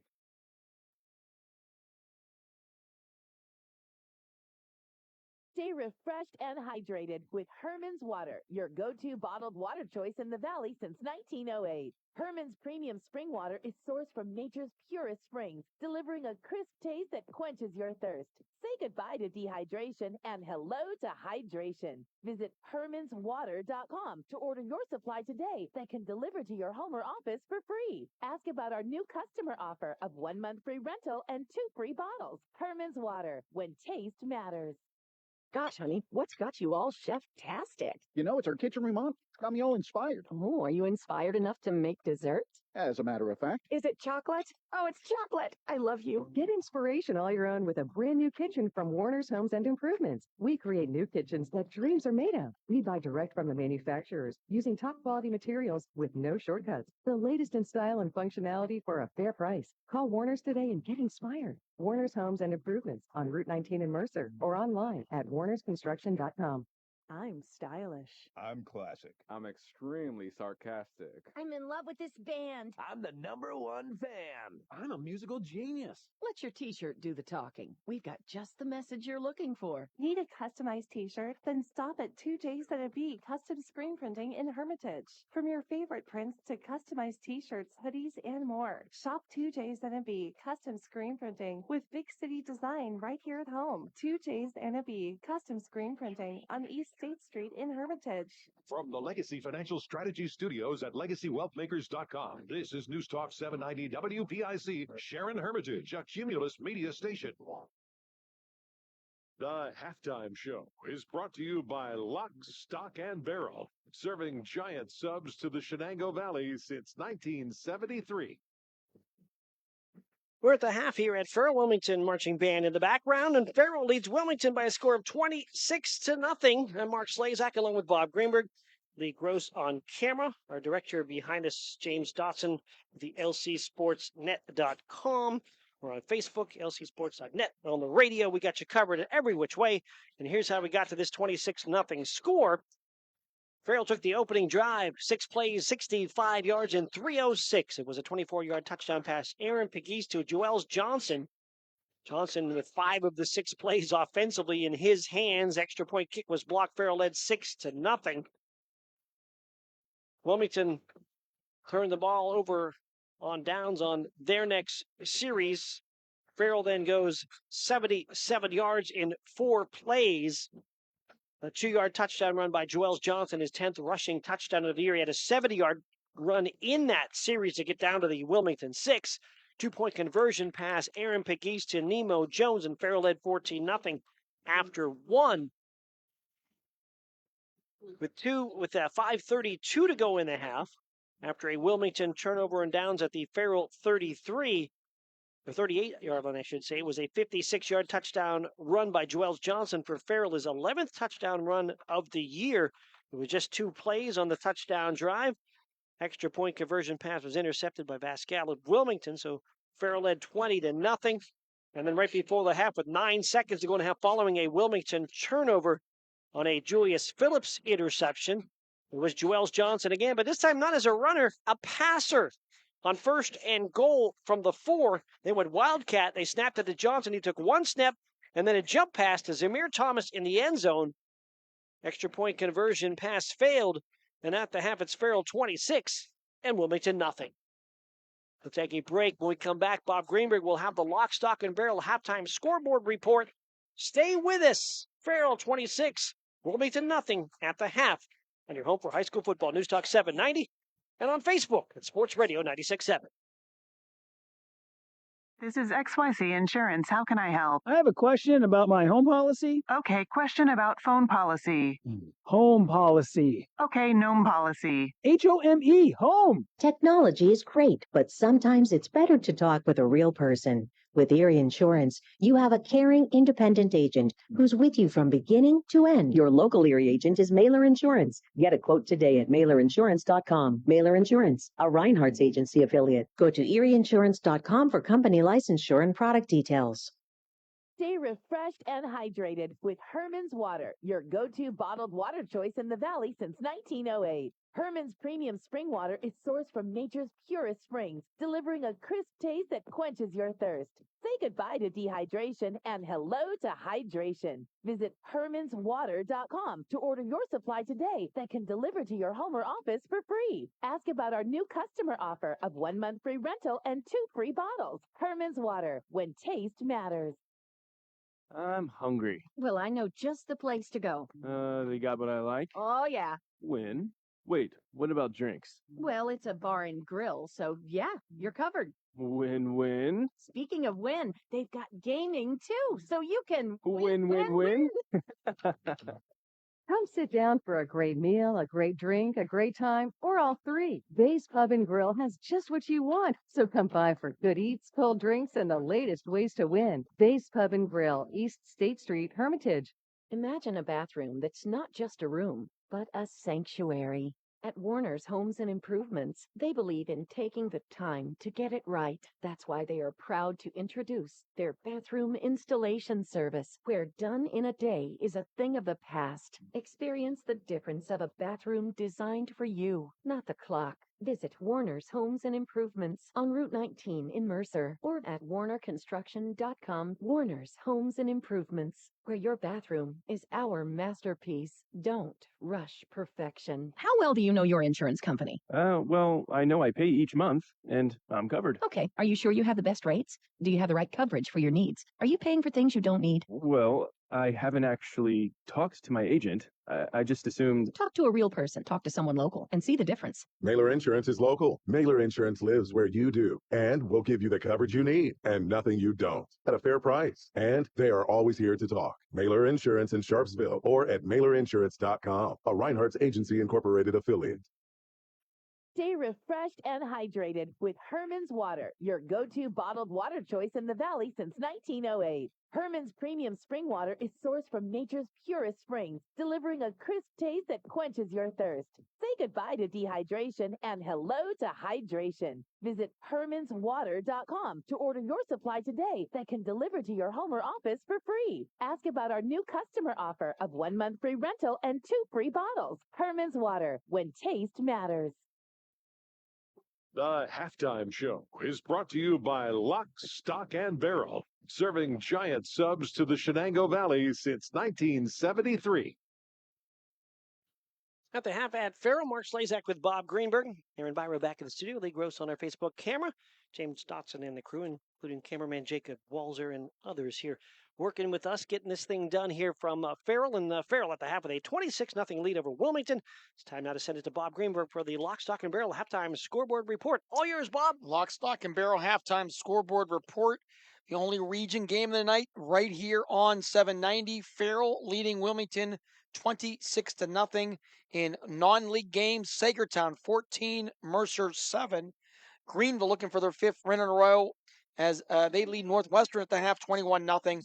Hickory over into Ohio for the first time in many years, and they lead Niles McKinley 28-0. It is Lakeview 15, Sharpsville 14 in a back-and-forth thriller up in the Twin Cities. This is an interesting game. Matchup of the last 4 District 10 Class Single A champions. Reynolds won 3 in a row, Cambridge Springs last year. And right now, Cambridge Springs leads the Raiders 14-0. In the oil town of Oil City, it is Oil City 13, Grove City 7 at the half.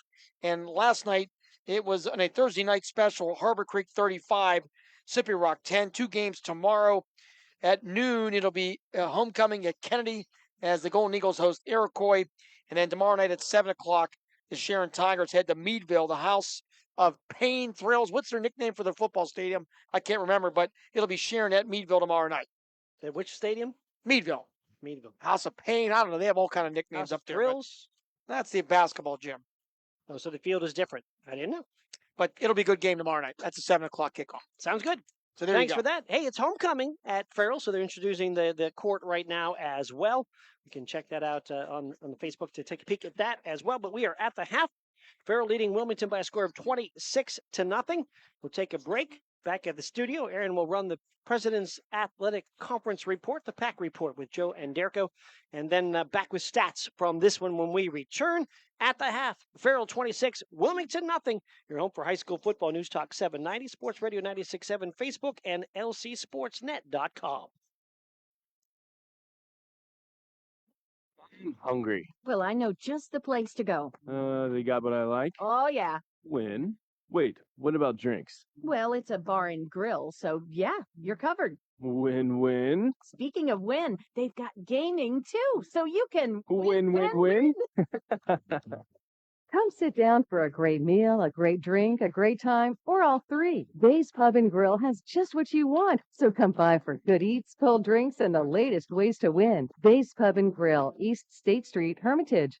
Gosh, honey, what's got you all chef-tastic? You know, it's our kitchen remodel. It's got me all inspired. Oh, are you inspired enough to make desserts? As a matter of fact. Is it chocolate? Oh, it's chocolate. I love you. Get inspiration all your own with a brand new kitchen from Warner's Homes and Improvements. We create new kitchens that dreams are made of. We buy direct from the manufacturers using top quality materials with no shortcuts. The latest in style and functionality for a fair price. Call Warner's today and get inspired. Warner's Homes and Improvements on Route 19 in Mercer or online at warnersconstruction.com. This is XYZ Insurance. How can I help? I have a question about my home policy. Okay, question about phone policy. Home policy. Okay, gnome policy. HOME, home. Technology is great, but sometimes it's better to talk with a real person. With Erie Insurance, you have a caring, independent agent who's with you from beginning to end. We don't have any HOMEs on record. Call Reinhardt's Insurance, 724-342-2291. Go to erieinsurance.com for company licensure and product details. In 1973, Lock, Stock, and Barrel opened their doors and served their first of over 3 million giant submarine sandwiches. And they still serve 42 whole subs on 15-inch buns. Lock, Stock, and Barrel also has burgers, specialty sandwiches, wraps, gyros, salads, wings, and even breakfast. Lock, Stock, and Barrel is also a full-service deli. Party rings, meat and cheese trays, and cold veggie trays are all available. Open Tuesday through Saturday, closed Sundays and Mondays. Picture this. You're with a group of friends, and someone offers you a pill. You don't know what's in that pill. The person who gave it to you may not even know. By taking it, you may increase your risk of an overdose. Every day, nearly 300 Americans die from a drug overdose. Get the facts. Be your own advocate. Contact Mercer County Behavioral Health Inc. in Mercer, PA at 724-662-2230 or visit cdc.gov/stop-overdose. Brought to you by the Hermitage PA Rotary Club and the Mercer County Opioid Settlement Fund. The halftime show is brought to you by Lock, Stock, and Barrel, serving giant subs to the Shenango Valley since 1973.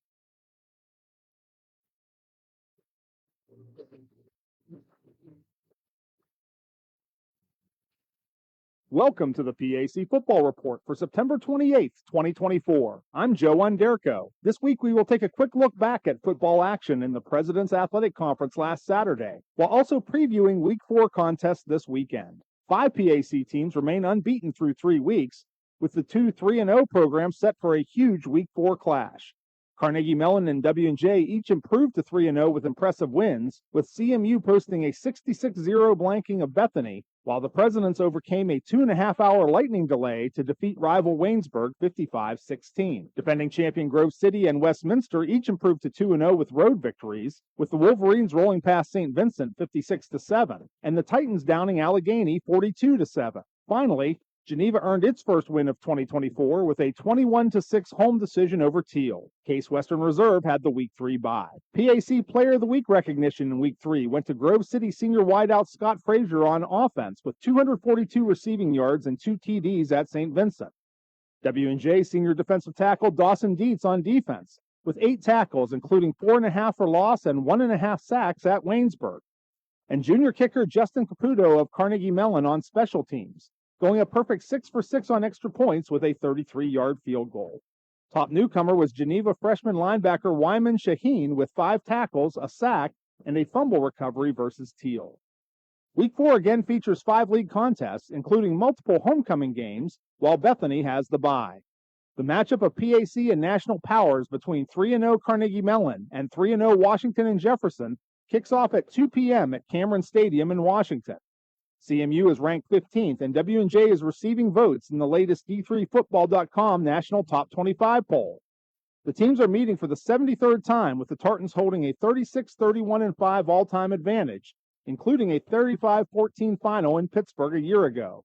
President head coach Mike Sirianni previews the heavyweight matchup with CMU. You know, they have a lot of talent. They have a lot of fifth-year players back, and, you know, match their intensity, I think, is the big thing, and eliminate our turnovers. And hopefully by that, if we can do that, you know, they're also talented. We could be in the game in the fourth quarter. After a Week 3 bye, Case Western Reserve is also receiving national top 25 votes, as the 2-0 Spartans travel to Beaver Falls for a 3 p.m. homecoming matchup at 1-2 Geneva.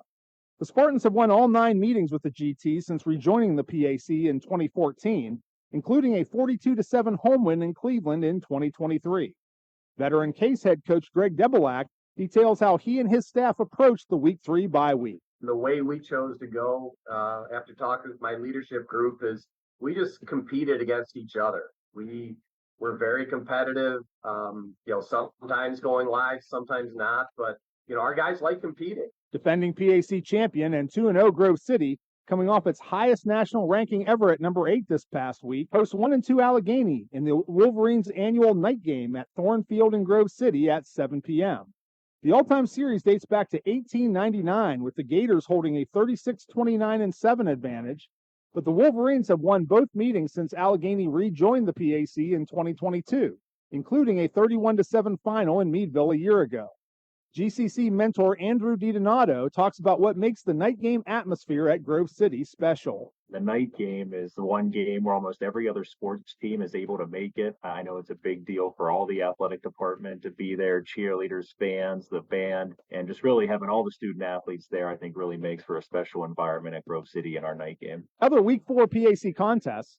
0-3 Waynesburg travels to 1-2 St. Vincent for a 1 p.m. kickoff at Chuck Knoll Field in Latrobe. It's the 43rd all-time meeting between the teams dating back to 1929.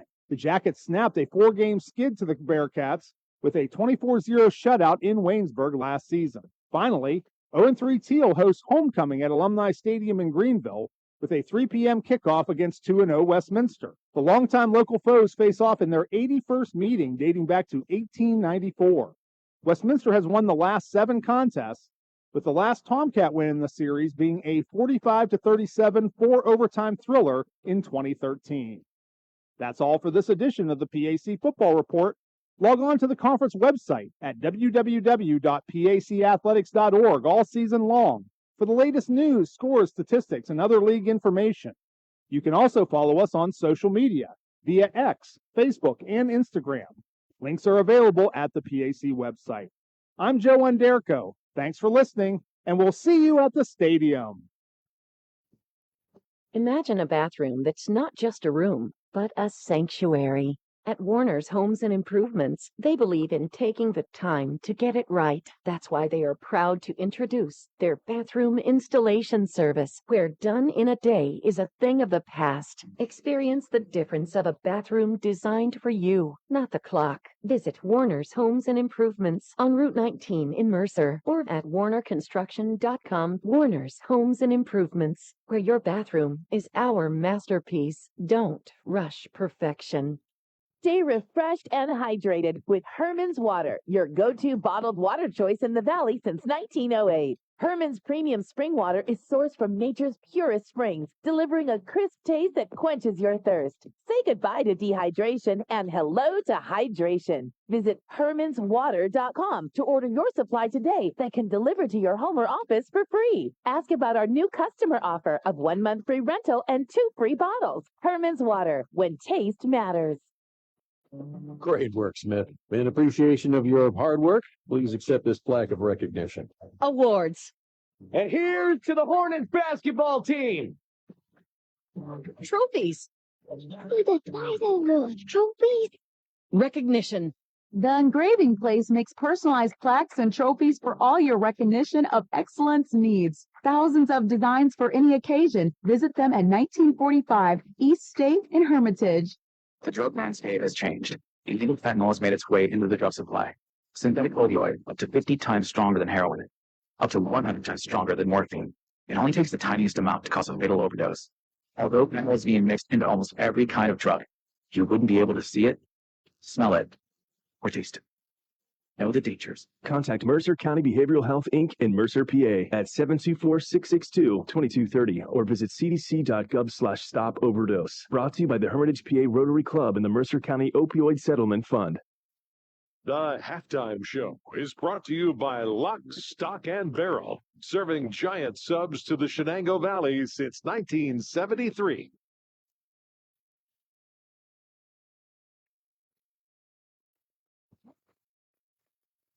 Here the fireworks going off here at Farrell as they have just announced the homecoming king, Khalil Matthews and the Queen Nevaeh Gillespie, in ceremonies here at the half at Farrell, and the Farrell Steelers celebrating a pretty good half as well. A 26-0 lead over Wilmington here at the half. And Bob, some of the numbers. Here are some of the numbers here for Farrell. They're led by Juelz Johnson. Monster first half. One of the best you're ever going to see at this level. Johnson, 11 rushes, 152 yards rushing, 2 touchdowns. Also 5 receptions for 87 yards and a touchdown. And he also threw a touchdown pass of 4 yards. Pegues was 6 of 9 passing for 78 yards. Pegues also 4 rushes for 45 yards. Thomas caught a touchdown pass of 4 yards. Kane had a rush for 6 yards. Farrell flagged 5 times for 40 yards. Johnson also returned a fumble return on the defensive side. Farrell, 16 carries, 203 yards rushing, 82 yards passing, 285 yards for Farrell in the first half. on 26 plays. Wilmington, they were led by Miller, 11 carries, 93 yards rushing. Estrella, 5 carries for 24 yards. Mitchell Tree, 6 for 21. Pascal was 1 of 3 passing for 10 yards and an interception. Wilmington flagged 5 times for 28 yards. Overall, Wilmington, 22 carries, 138 yards rushing, 148 total yards on 25 plays.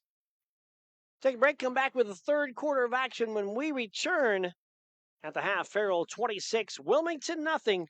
Your home for high school football is News Talk 790. We're on the Sports Radio 96.7 Facebook page and also tonight on lcsportsnet.com. I've worked hard to make my house a home, and I expect my insurance to work hard too. That's why I'm with Erie Insurance and my local agent. They offer the service I deserve, the coverage I need, all at a price I can afford. Your local Erie agent in Hermitage is Reinhardt's Insurance. Get a quote at 724-342-2291 or visit reinhardts.com. Go to erieinsurance.com for company licensure and product details. When you're a grower, you know what it takes to thrive in the field. My bank understands and respects that.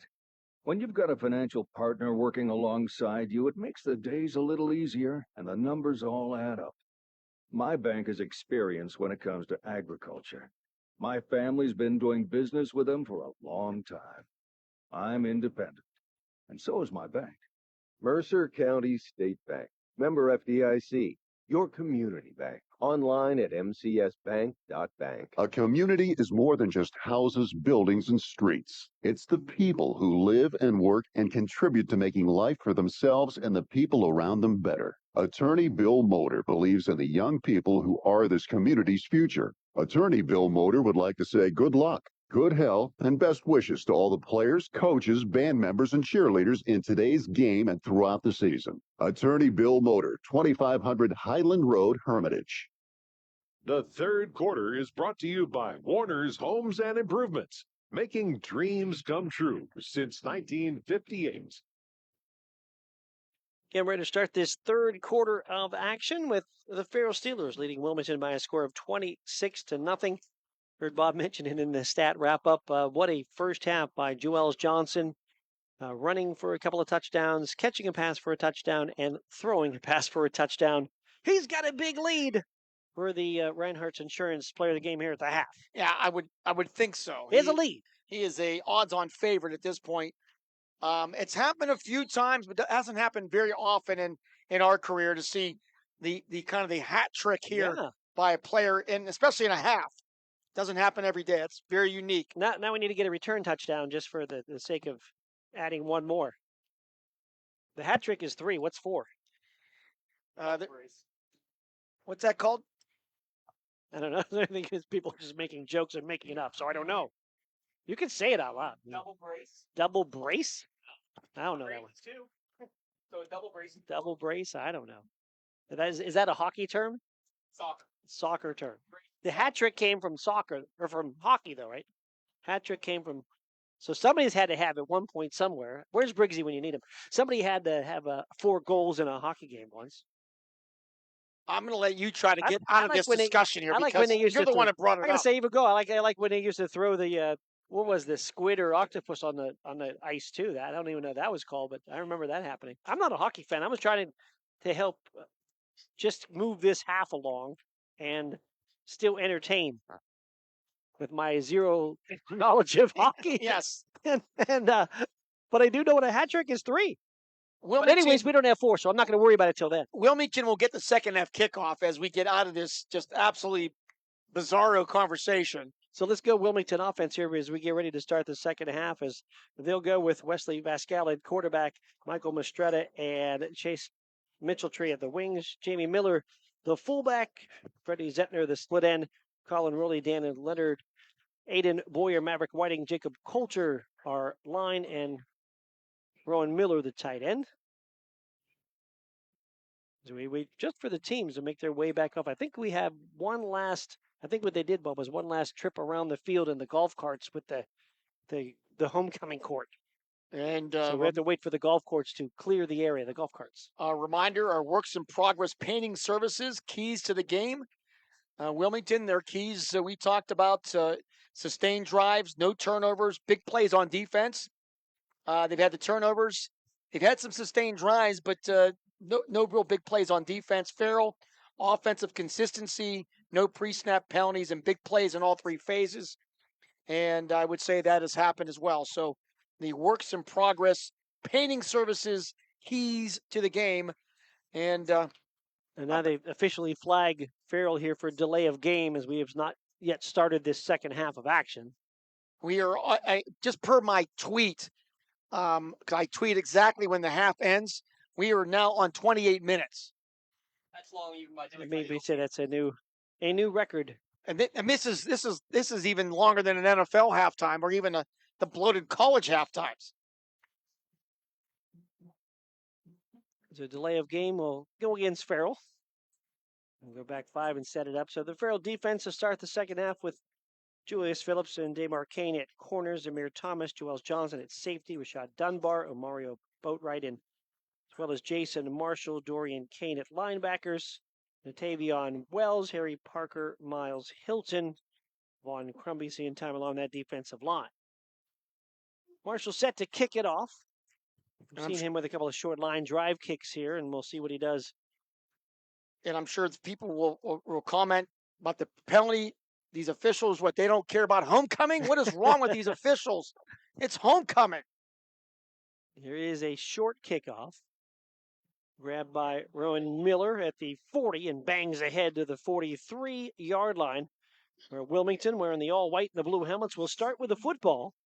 Farrell Steelers, a blue helmet, a navy blue jersey, gold pants, gold numbers. And Vascal, the quarterback, will come on. Wilmington's had a couple of tosses in that first half, trying to, they pass them by surprise and had a couple of open receivers. One was nullified by a penalty. Another one just overshooting a wide open receiver. But here we go. Wilmington football at their own 43-yard line. Wing T set. Misdirection. Left wing going to take it. That's Mitchell-Tree up the middle. And he's to the 45-yard line for a gain of 2. Wilmington in that first half, they averaged just under 7 yards a carry and did not score. I mean, in most football games at any level, if you're rushing 22 times for 138 yards, there's a good chance you're going to score. But they moved the ball. As we had mentioned, they were in Farrell territory every possession. But just the Farrell defense bent some and just did not break. Very big first half rushing for Jamie Miller, but 5 trips into the Farrell side of the field, but no points. 2nd and 8 from the 45. Vasquez back to pass. Looking, floats it, caught near side. Mitchell-Tree, first down catch across the 40. And he's inside the 40 and finally driven out of bounds at about the 38-yard line. Yeah, really nice catch there by Mitchell-Tree. Looks like his dad. Remember his dad, T.D. Mitchell-Tree, was a great tight end for the Greyhounds. And they will mark the ball down to the 38. Best football initials ever as well.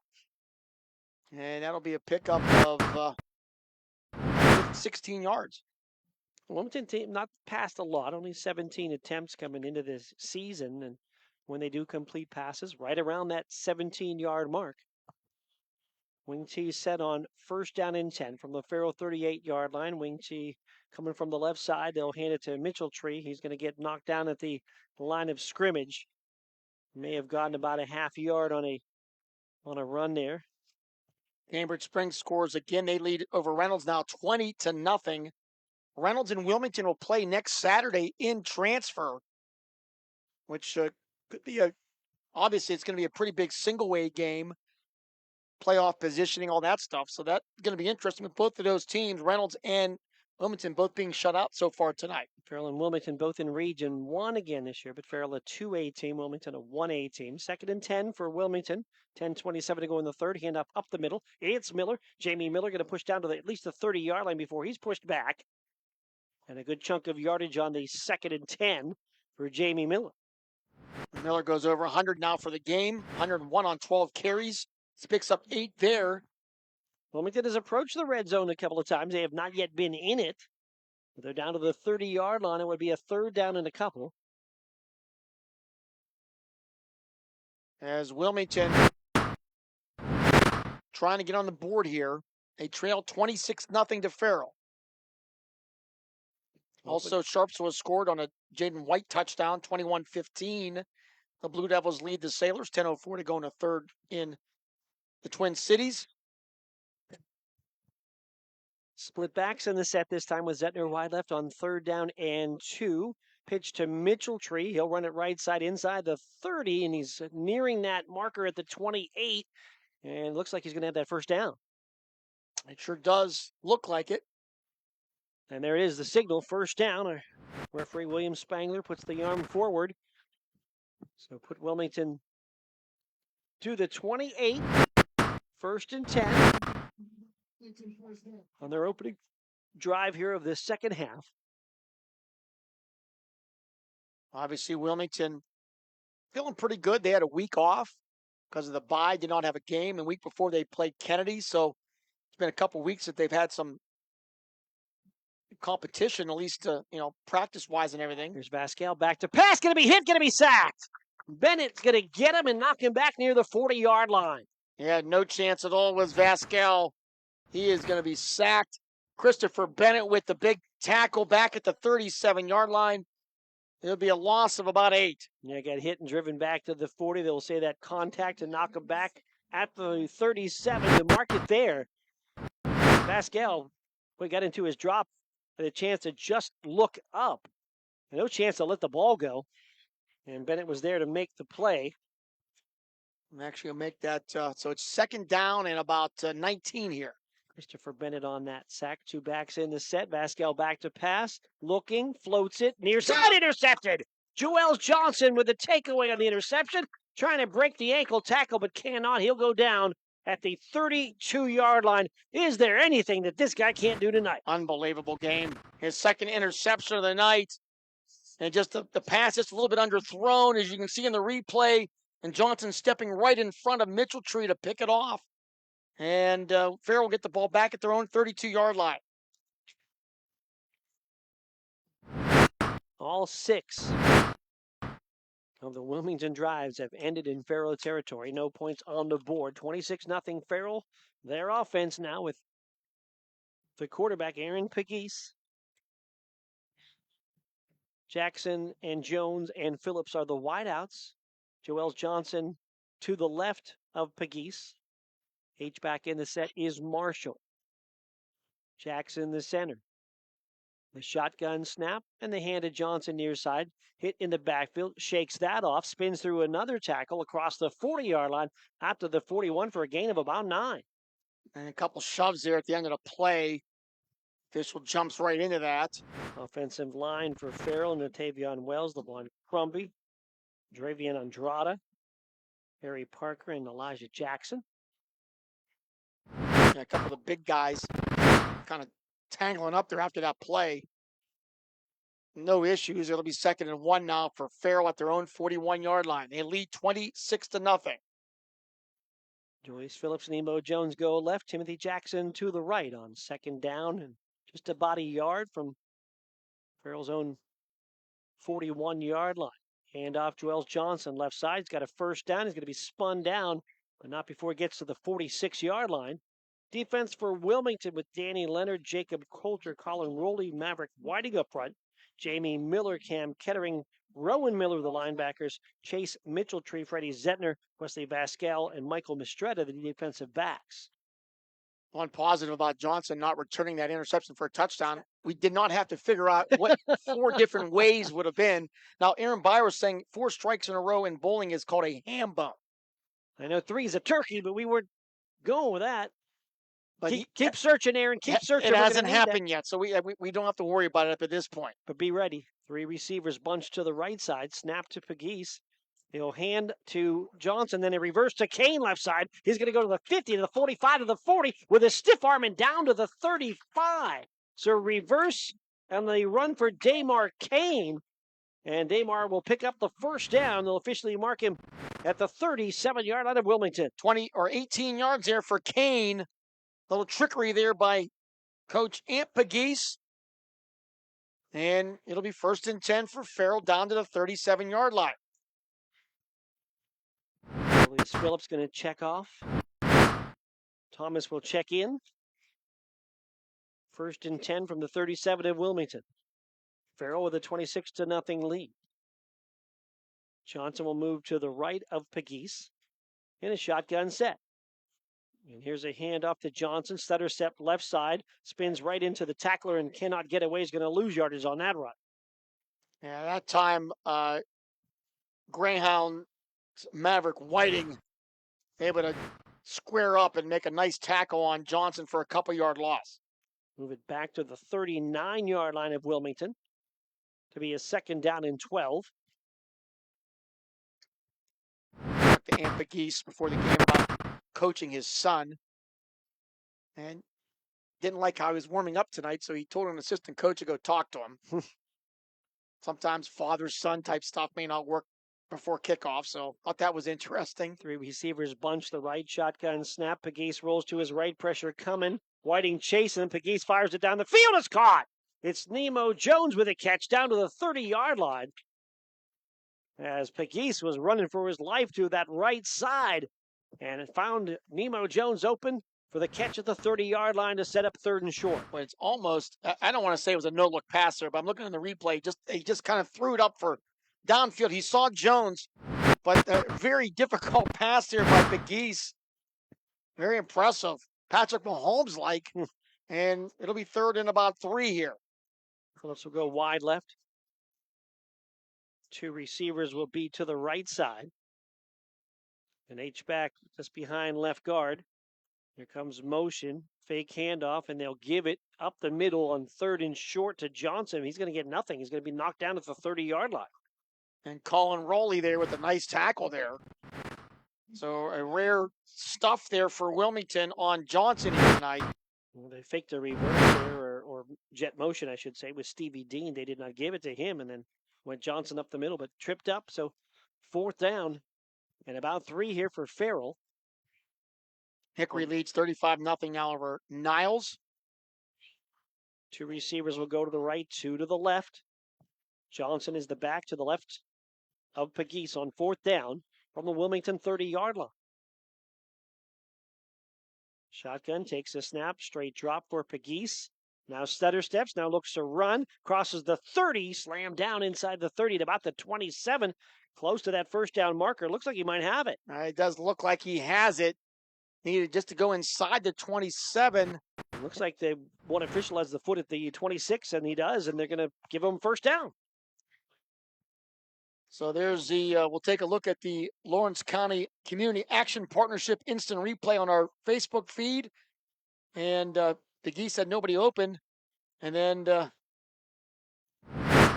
gets hit just inside the 27. Kind of a favorable spot there, but I think it would have been a 1st down no matter what. Give him at 26, took a big hit at the end of that play, but 1st down, 4 receivers in the set.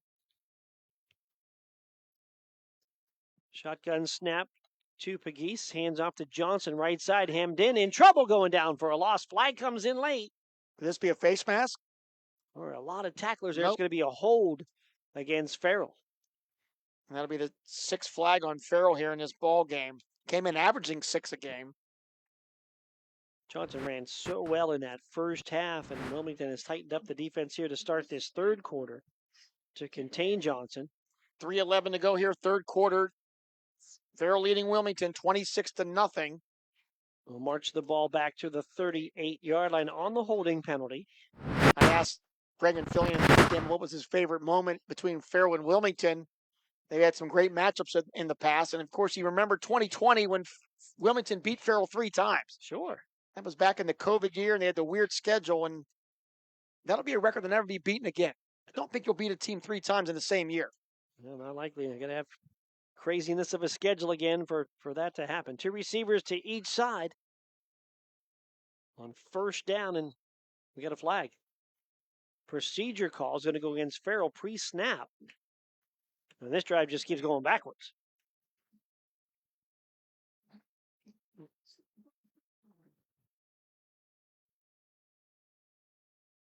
So mark another penalty back, set the ball now at the 43-yard line. And it's first, and they got to go all the way down to the 16. Yeah. So first and 27 now for Farrell. As week number 6 of high school football, like in a blink of an eye, we're week 6. Jones goes left. Jones goes wide left, and Dorian Kane wide right. Shotgun for Pegues. Takes the snap. Straight drop. Firing long right side. Joel Johnson out there. Caught it. 10, 5. Dives for the goal. Can't get there. Ball comes out. They'll call him down at the 2-yard line on the tackle. Before that ball squirted out. Completed pass. Tackle at the 2. First down and goal for Farrell. 40-yard reception for Johnson. He looped out of the backfield on that play down the right sideline on a wheel route.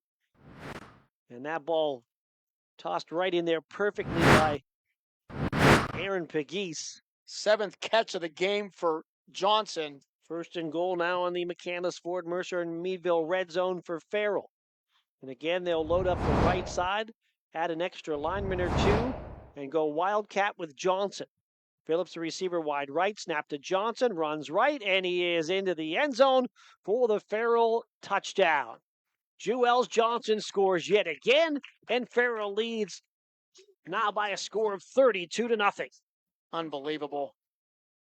As Johnson now with his 5th touchdown, 3 running, 1 receiving, 1 throwing. He also now has over 100 yards receiving and rushing in this ball game. Having a huge night. Farrell will look to try to tack on 2 here. As they'll send wide to the left, Damar Kane, Dorian Kane the back. Phillips the lone receiver wide right, 2 left. Play clock down to 1. They get it off just in time. Pegues back to pass. Looking, rolls left, still looking, floats back of the end zone, and incomplete. Knocked out at the last moment on a nice defensive play by Cale Kettering. As it looked like Dean was going to, not Dean, but Kane. Dorian Kane looked like he was going to pull that in. So the 2-point conversion fails. And with 1:45 to go in the 3rd, it's Farrell 32. It's Wilmington 0. We're back with more in a moment. Your home for high school football is News Talk 790.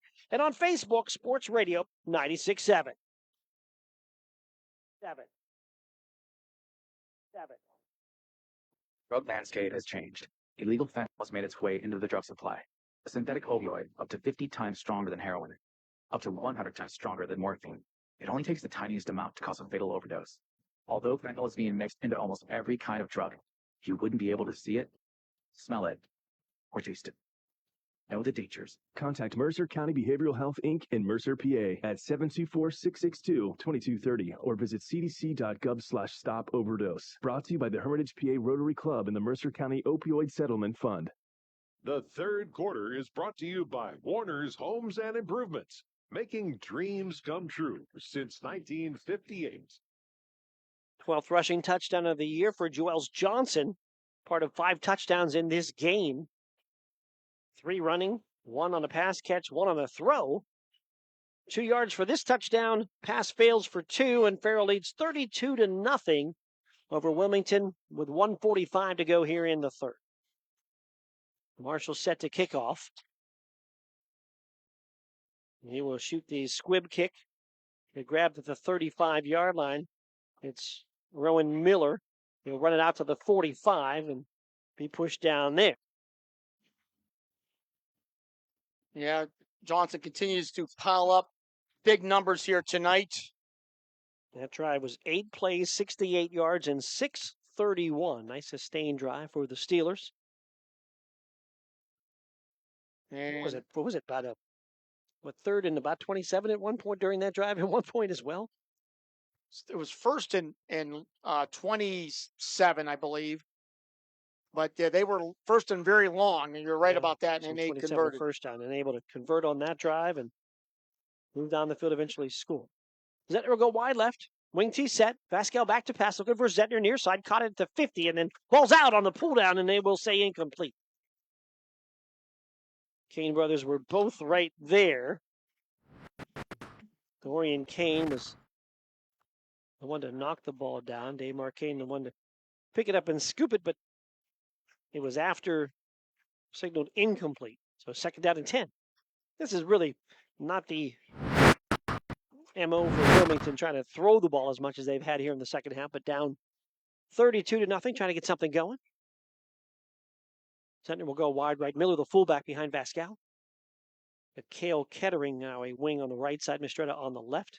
Kettering comes in motion. They'll give it to Mistretta instead. Right side with a stutter step across the 45 and out to the 49-yard line for a gain of about 4. Yeah, so Johnson with 165 yards rushing, 3 touchdowns, 127 yards receiving, a touchdown pass of 4 yards, and also 2 interceptions on the defensive side. I mean, heck of a game for Joels Johnson on homecoming here at Farrell. By the way, I don't have his totals in front of me, but he is nearing the 2,000-yard mark for his career, the junior, as well. We'll get those official numbers in the next couple of days, but Sentner wide right, motion in the backfield. Vascal back to pass, looking, throws as he's hit, pass incomplete. Cale Kettering had it in his breadbasket and could not hang on. Incomplete pass. And a big hit on Vascal as he'll walk gingerly over to his coach, Brandon Fillion, for the next play. Yeah, big time hit. It's not bad. You take the hit like that when you're completing a pass. He threw a perfect ball. Kettering just could not hang on to that one. And it'll be 4th down for Wilmington. Yeah, 4th and 6. Clock is stopped at 42 seconds to go here in the third quarter. They're going to go for it. Every drive that Wilmington has had today has been at least to the Farrell side of the field. This one, still at their own 49. And amazingly, no points on the board for Wilmington with that fact. 32-0 Farrell. And they will not get to the 50, and they will not get the first down as the handoff goes up the middle, and Jamie Miller gets stuffed and thrown back. Well, Mario Boatwright, the second, with a big-time hit. Yeah, Boatwright, the leading tackler for Farrell, stuffed Miller, the fullback. Miller comes up shaking his head. And the turnover on downs after the loss on the run will take place at the 47-yard line. So Farrell will get the ball back. They need one more score to invoke the mercy roll. They lead 32-0. We have not had a punt in this game. We have not had a punt. By either team, either turnovers on down by Wilmington on all of their opportunities. And before they can get the jet sweep pass to Nemo Jones, flags fly, and Farrell going to be called for a procedure penalty. Flag number 8 for Farrell. And one of the very few negatives here tonight for this Farrell Steeler team. So the 5-yard penalty on procedure. They'll repeat first down, but this time now on their side of the field, back to the 48-yard line. Aaron Pegues to the sideline to check in with Dad and Coach Amp Pegues for the play call. Phillips goes wide left, Jones go to the slot left. Thomas will go wide right. Bennett now in as an H-back. Johnson, the running back, to the right of Pegues.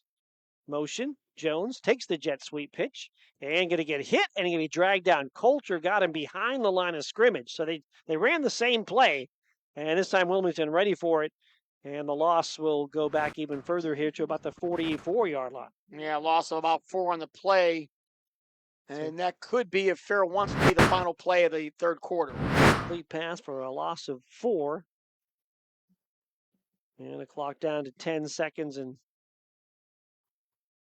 looks like Farrell in no hurry. They will approach the ball with 2, but I think it's going to run out on them, and it will. That's going to end the third quarter. We've played 3. It is Farrell 32, Wilmington nothing. We're back with the fourth when we return. Find us right here on News Talk 790, on Sports Radio 96.7 Facebook, and on lcsportsnet.com. I'm stylish. I'm classic. I'm extremely sarcastic. I'm in love with this band. I'm the #1 fan. I'm a musical genius. Let your t-shirt do the talking. We've got just the message you're looking for. Need a customized t-shirt? Then stop at 2J's and a B Custom Screen Printing in Hermitage. From your favorite prints to customized t-shirts, hoodies, and more. Shop 2J's and a B Custom Screen Printing with big city design right here at home. 2J's and a B Custom Screen Printing on East State Street in Hermitage. In 1973, Lock, Stock, and Barrel opened their doors and served their first of over 3 million giant submarine sandwiches. And they still serve 42 whole subs on 15-inch buns. Lock, Stock, and Barrel also has burgers, specialty sandwiches, wraps, gyros, salads, wings, and even breakfast. Lock, Stock, and Barrel is also a full-service deli. Party rings, meat and cheese trays, and cold veggie trays are all available. Open Tuesday through Saturday, closed Sundays and Mondays. The fourth quarter is brought to you by Shell Restoration, the area's #1 roofing, siding, windows, and gutter installer. Homecoming at Farrell has been festive for the Steelers thus far. We start the fourth quarter with Farrell leading 32-0 over Wilmington. I'm Mark Slazak along with Bob Greenberg. Lee Gross is on Facebook camera. James Dotson directing in the booth. Bob Greenberg on color. Aaron Byro back at the studio. Jacob Walzer on camera as well. Here's a hand up the middle. That's first run for Stevie Dean inside the 50-yard line and out to about the 48 of Wilmington near the front of the sticks. Previous of all the penalties. Got about 7 on that run. Kennedy, by the way, we mentioned next week Reynolds and Wilmington. Farrell is back here taking on Kennedy next week. That would be obviously a significant mismatch right now. 3 receivers to the near side, 1 far side. Right now and also next Friday. It's going to be a mismatch no matter when they play. Third down and about 13 here. About 12. Third down and 12, we'll call it. From the 49 of Wilmington. Shotgun to Pegues looking near side. Pass caught by Jones. Jones 50 makes a man miss 45. Still on his feet 40 and down to the 39. Just short of first down to be 4th and short for Farrell. He'll get about 12 on the play. Wilmington beat Kennedy 58-0. Sharpsville scored again on a 13-yard run by Gino Curry. 3rd touchdown of the night for Curry. Now we have a flag on the play. Illegal block on the play, so erase the pass and catch to Jones. I'm actually doing that right now with my eraser. You're the pencil guy, Yeah. and it's smart, especially in the penalty column. So back to the 42-yard line on the penalty. So Gino Curry, his 3rd TD of the night. Sharpsville 28, Lakeview 15, late 3rd quarter.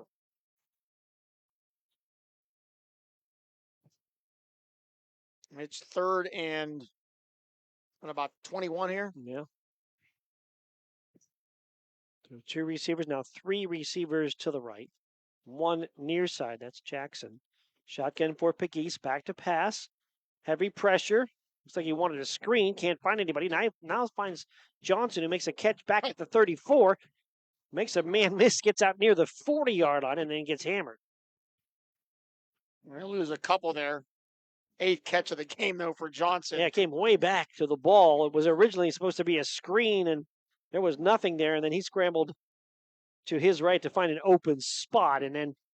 And you jinxed it. Made 1 crazy miss. What did I jinx? Figure it out. No punts. Yes, you jinxed it. The first punt of the game coming right here. Literally just brought up that stat. They could fake it, yeah. I don't think they'll do that, but you never know. Mistretta and Zettner go deep to return the Marshall punt attempt from the 27. He will send a spinner, a fair catch called by Mistretta, and then Mistretta got hit by Boatwright, who did not see the fair catch, and that's going to be a Farrell penalty. Yeah. Boatwright was pushed beyond the play, and I don't think he ever saw I know he didn't see the fair catch signal that was made by Mistretta, and then Boatwright, when he saw the ball caught, came back and hit Mistretta. That's going to be 15 tacked on to the end here for Wilmington. So, yeah, in the North Allegheny game today with Central Catholic, North Allegheny called a fair catch on a punt, and their Alabama-bound kicker attempted a 51-yard free kick off a tee. Did not make it. It was far enough, but it was wide. But a crazy play, and one that a lot of people don't think about, and one that many people probably never even saw or heard of. I know who knows about that play. Who does? Sharpsville. They lost the game to St. Pius the 10th about 25 years ago. That's true. They went out east and lost that exact way. Paul Piccarelli will remember that like it was yesterday. 2 in the backfield. James Dotson knows too. Here's a turn and a handoff up the middle. So does Briggsy. It's going to go to Miller, the fullback run. Good for a first down. They started this drive at their own 49. It's a first down to the 38-yard line. Yes, if you fair catch the ball anywhere on the field, you could attempt a free kick. And it's off a tee. And there's no rush. There's nobody defending. You kick it. And if you have a guy with a really strong leg, you can do whatever you want. If it gets to the end zone, at least it's the touchback. If you goes get back it that to the far, 20, right. Can't return it from there. If you have a guy like North Allegheny has, go to Alabama, it's a great play.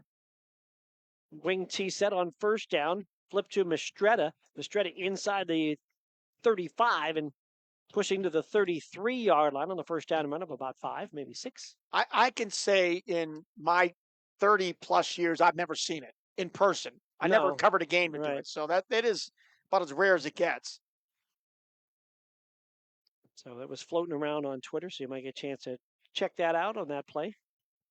I remind you, if you can find it and retweet it, a lot more people can see we it will later, do that. So you need to do that. And we will do that. What's the reminder? We have our Reinhardt's Player of the Game presentation. We'll come after the game, and Lock, Stock, and Barrel play the game. That'll be the tougher choice. Here's a handoff up the middle. Miller on second down and about 5 there. Short yardage up the middle. Maybe 1 to the 32-yard line.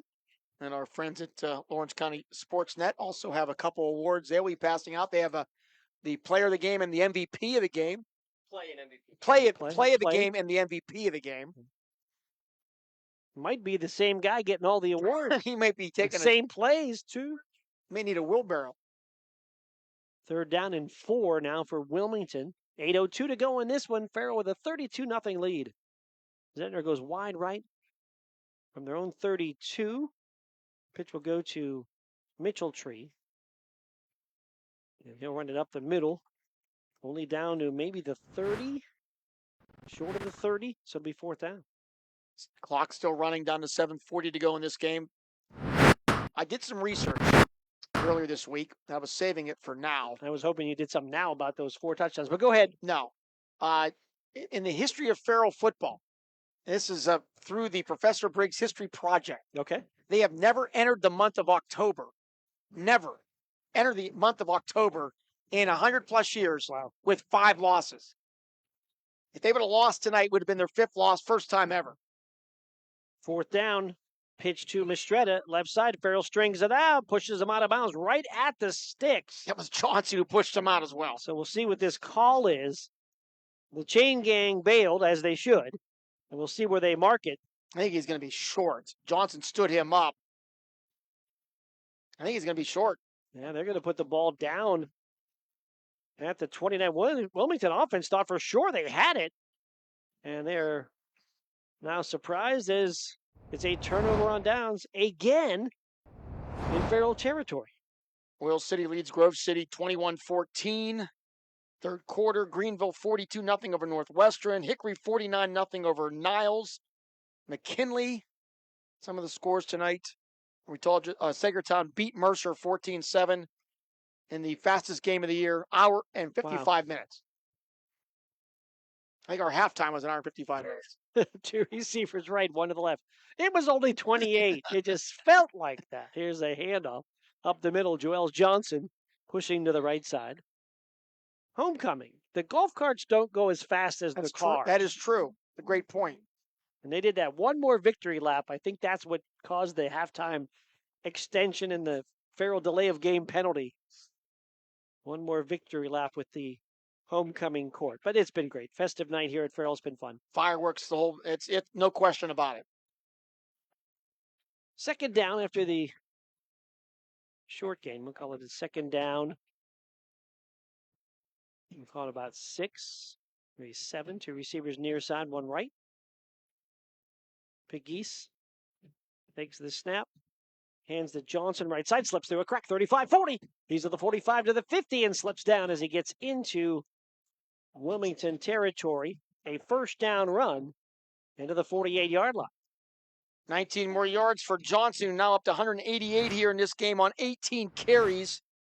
Also, 8 catches, 125 yards.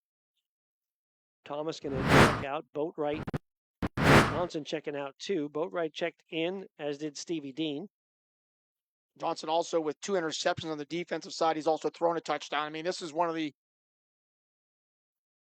impressive all-around games that we have covered in a while. He comes out and gets a lot of pats on the back and takes his helmet off, so he may be done on the offensive side.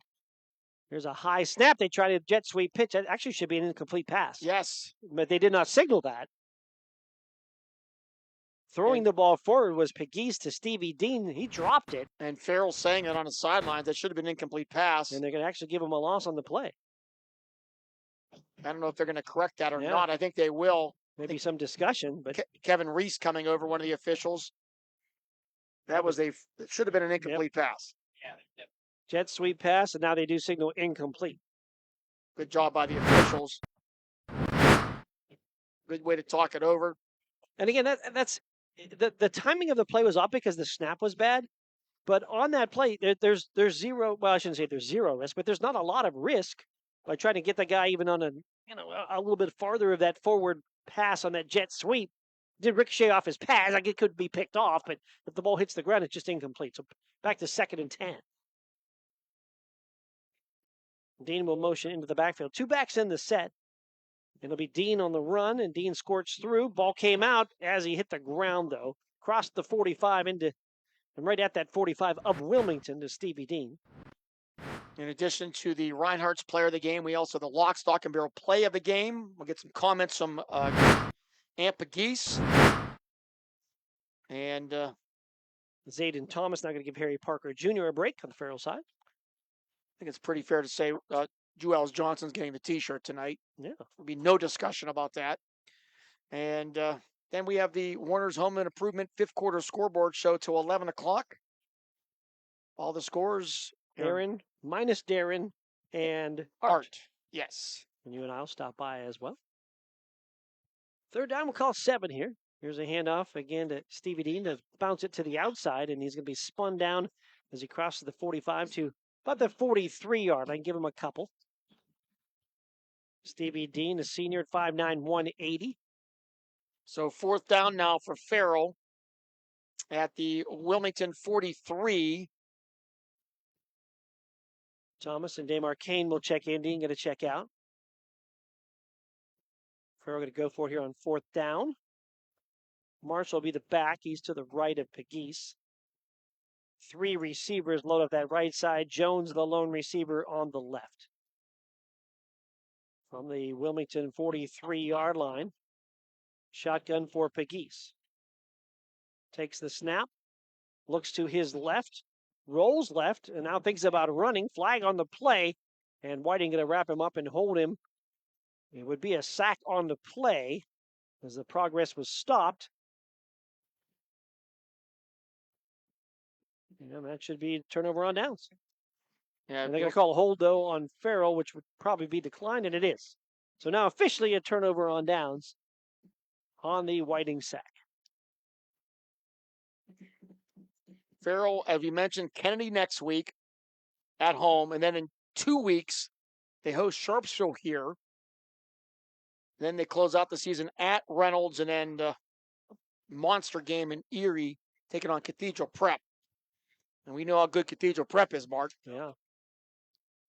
Is that a game you think they would still play at the end of the year? Sometimes those games get dropped off. And that's a good question. Often Prep doesn't have anybody to play for the longest time. They would certainly want to play it. Double wing set, and as Wilmington tries to get things together, they're going to have an offside penalty against Farrell. And that is flag number 11. If you're keeping track at home. I don't keep track even here because you do that. So if there's anybody keeping track of penalties at home, I would like to know who is doing They that. might. Yeah, Briggsy. Briggsy, maybe. And again, while he's calling his game, if he's watching our game as well. Is his game the game that ended? No. Hickory, they ended 49-0. Go to 5-1. Bill Dungy's squad. 1st and 5. Back to pass. Pascal throws near side. It's intercepted. Picked off here in the flat. And running it down the sideline is Kane. And he's to the 10. And he's to the 5. And he's in for a touchdown. Dorian Kane with a pick 6 to the house for Farrell. About 54 yards. We'll get the official yardage on the replay. But Dorian Kane with the easy pickoff, the pick 6. And it will be officially 54 yards. It is now 38-0. So it's an interception return for Dorian Kane, 54 yards. And the Farrell lead is now 38-0. And it looks like they will try an extra point kick here with Elijah Jackson at the goal to our left. 2:45 to go here in the 4th as the fireworks go off here at Farrell. Pugo to hold, snap is back, ball is down. This kick is low and is blocked. So a couple of times that Farrell has tried to kick it. It might be the last one we'll see all year. They were blocked. So Farrell scores yet again. They lead 38-0 with 2:45 to go here in the 4th. And we'll take a break on your home for high school football. News Talk 790, Sports Radio 96.7, Facebook, and lcsportsnet.com. The car does more than take me from here to there. And I expect my insurance to do more too. That's why I chose my agent and Erie Insurance. They offer first accident forgiveness and the service I deserve at a price I can afford. Your local Erie agent is Mailer Insurance. Get a quote today at mailerinsurance.com. Mailer Insurance, a Reinhardt's agency affiliate. Erie Insurance services are provided by one or more of the following insurers: Erie Insurance Company, Erie Insurance Property and Casualty Company, or Flagship City Insurance Company, home offices Erie, Pennsylvania, or Erie Insurance Company of New York, home offices Rochester, New York. An equal opportunity insurer. The 4th quarter is brought to you by Shell Restoration, the area's #1 roofing, siding, windows, and gutter installer. 54-yard interception return for a touchdown. 4th Wilmington turnover of the game on the Kane pick 6. Kick was blocked. 38-0 Farrell leads Wilmington. That's Farrell's 3rd return for a touchdown this year. Julius Phillips has 2 punt returns. That is their first fumble and or interception return for a score. Marshall set to kick it off.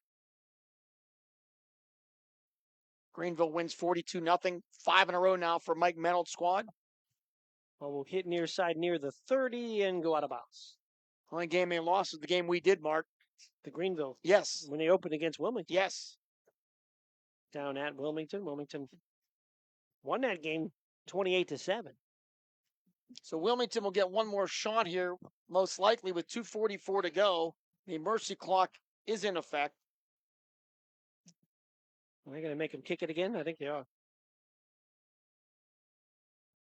So they will have Farrell re-kick.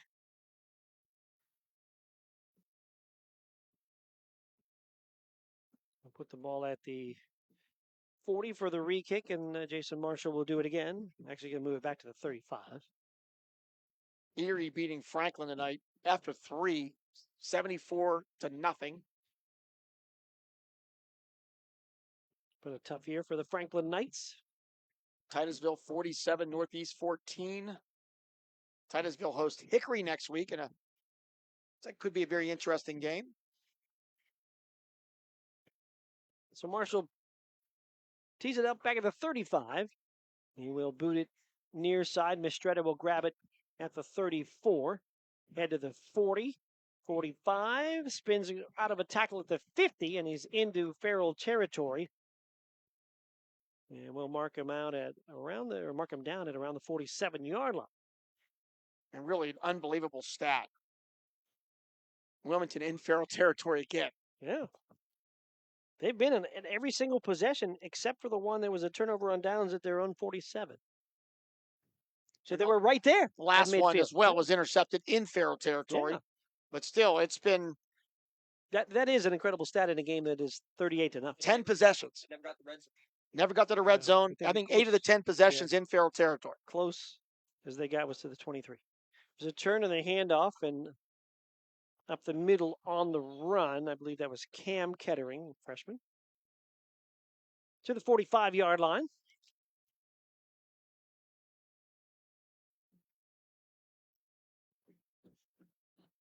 Was Cam Kettering, number 11, on that carry. His first carry of the game. Farrell right now, 397 total yards, 270 on the ground.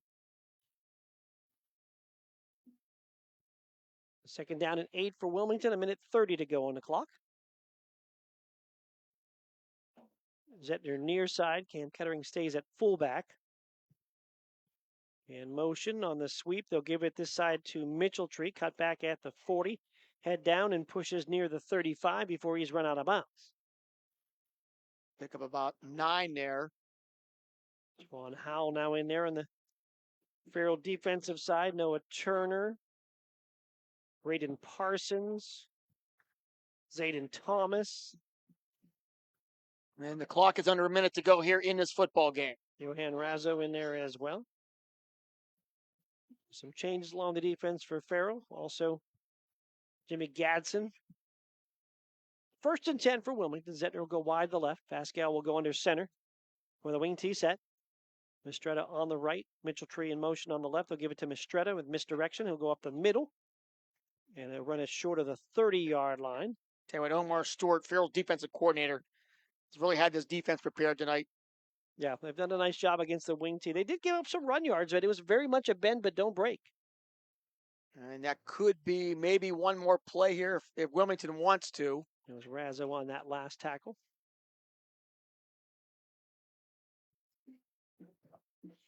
Down to 5 seconds. We'll get one more playoff and up the middle run to the fullback Kettering. Kettering will run it to the 25-yard line. That's Cam Kettering, and that's going to do it as the clock hits 0. Final score here from Farrell on their homecoming night as the fireworks go off. Farrell 38 and Wilmington nothing. We're back with postgame when we return. You're home for high school football. News Talk 790, Sports Radio 96.7, Facebook, and lcsportsnet.com. Stay refreshed and hydrated with Herman's Water, your go-to bottled water choice in the Valley since 1908. Herman's premium spring water is sourced from nature's purest springs, delivering a crisp taste that quenches your thirst. Say goodbye to dehydration and hello to hydration. Visit hermanswater.com to order your supply today that can deliver to your home or office for free. Ask about our new customer offer of 1 month free rental and 2 free bottles. Herman's Water, when taste matters. In 1973, Lock, Stock, and Barrel opened their doors and served their first of over 3 million giant submarine sandwiches. And they still serve 42 whole subs on 15-inch buns. Lock, Stock, and Barrel also has burgers, specialty sandwiches, wraps, gyros, salads, wings, and even breakfast. Lock, Stock, and Barrel is also a full-service deli. Party rings, meat and cheese trays, and cold veggie trays are all available. Open Tuesday through Saturday, closed Sundays and Mondays. Picture this. You're with a group of friends, and someone offers you a pill. You don't know what's in that pill. The person who gave it to you may not even know. By taking it, you may increase your risk of an overdose. Every day, nearly 300 Americans die from a drug overdose. Get the facts. Be your own advocate. Contact Mercer County Behavioral Health Inc. in Mercer, PA at 724-662-2230 or visit cdc.gov/stop-overdose. Brought to you by the Hermitage PA Rotary Club and the Mercer County Opioid Settlement Fund. Imagine a bathroom that's not just a room, but a sanctuary.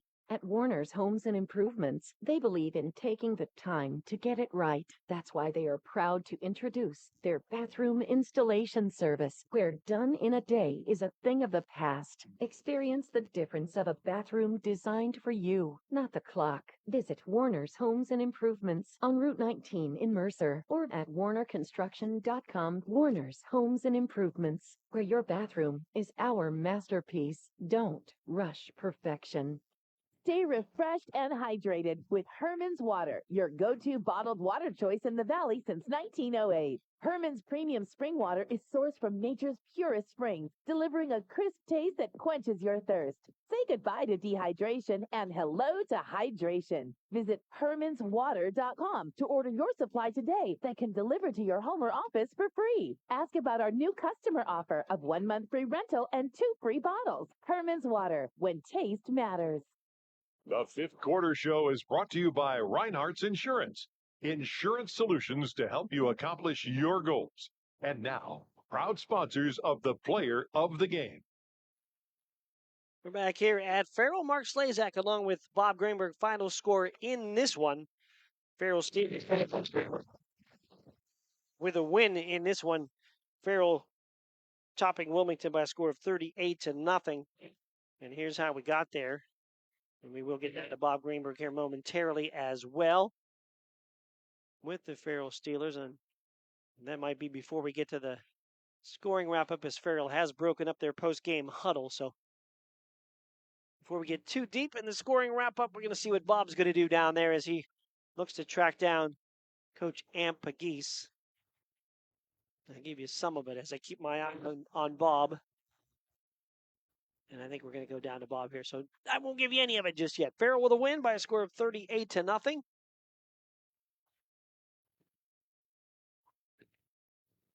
Hopefully Bob will be ready soon. And let's go down to Bob.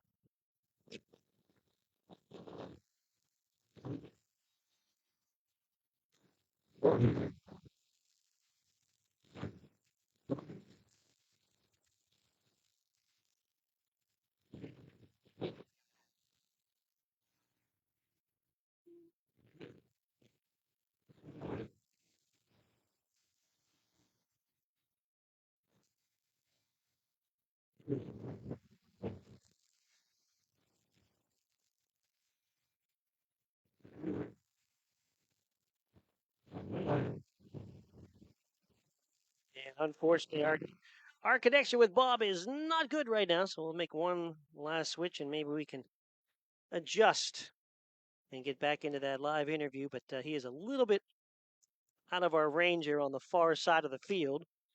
We'll adjust and try to get back to Bob here with Amp Pagese. I think it's a no-go, as nothing but static right now from Bob and Coach Pagese. So he'll have that and post that online. So we'll get it that way rather than try to listen to that. So I'll give you the scoring wrap-up. Here's how it went. Farrell Steelers on their opening drive, 24-yard touchdown pass, Aaron Pagese to Joels Johnson. Capped a 6-play, 65-yard drive in 3:06. Extra point kick was blocked, and Farrell led by a score of 6-0. After Wilmington turnover on downs to the Farrell 23, Farrell goes 4 plays, 77 yards, and 2:09. A 2-yard touchdown run by Johnson after he had a 70-yard run that set up the touchdown down to the 6-yard line. 2-point conversion pass Pagese to Nemo Jones. Farrell led 14-0. Into the second quarter, 56-yard touchdown run by Johnson. 2-point conversion pass intercepted. Farrell led 20-0. And then in the second quarter, Johnson also scoring again. This time a TD pass. Johnson, 4-yard touchdown pass to Zamir Thomas. Extra point conversion pass failed. Farrell 26-0 at the half. Third quarter, Joels Johnson, his 5th touchdown he was part of in the game on a 2-yard touchdown run this time. 8 plays, 68 yards on that drive, and 6:30 for Farrell to go up 32-0 as the conversion failed. Farrell gets a Dorian Kane 54-yard pick 6 to end it with 2:45 to end the scoring. The fourth Wilmington turnover of the game. Extra point kick was blocked. Farrell with a 38-0 win. In this one, Farrell goes to 2-4. And the Wilmington Greyhounds falling to 3-2 in this one. So no connection down the field with Bob. So look for those post-game interviews later on both the Facebook page, Sports Radio 96.7, and we can also find those interviews in post-game on Twitter as well. So stay tuned for those. We're going to give you the the Reinhardt's Insurance Player of the Game. That award's going to go to Jewels Johnson today. Jewels 18 carries for 188 and 3 touchdowns, 8 pass catches for 125 and a touchdown. He threw a pass for 4 yards. That was a touchdown. He also intercepted 2 passes. Tough to get a better game from one gentleman than Johnson had tonight. In conjunction with Sports Radio 96.7, Reinhardt Insurance, proud to honor Jewels Johnson as the player of the game. Will pick up a customized T-shirt from 2 J's and a B in Hermitage as player of the game. We'll put money into a scholarship fund in his name. At the end of the 24-25 sports season, we'll have a student athlete be the Reinhardt's Insurance Student Athlete Scholarship winner. Check it out at sportsradio967.com. Congratulations, Jewels Johnson of Farrell, the Reinhardt's Insurance Player of the Game. Reinhardt's Insurance Player of the Game, powered by Landmark Information Services, the place for your website and social media design needs. We'll take a break. When we come back, we'll have the numbers from this one, plus the lock, stock, and barrel play of the game.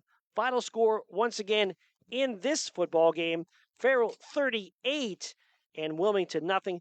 We're back with more in a moment on your home for high school football, News Talk 790 and Sports Radio 96.7. 790 and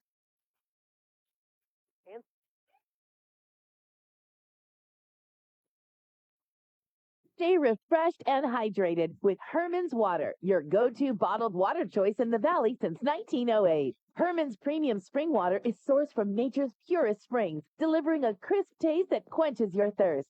Say goodbye to dehydration and hello to hydration. Visit hermanswater.com to order your supply today that can deliver to your home or office for free. Ask about our new customer offer of 1 month free rental and 2 free bottles. Herman's Water, when taste matters. I'm hungry. Well, I know just the place to go. They got what I like? Oh, yeah. When?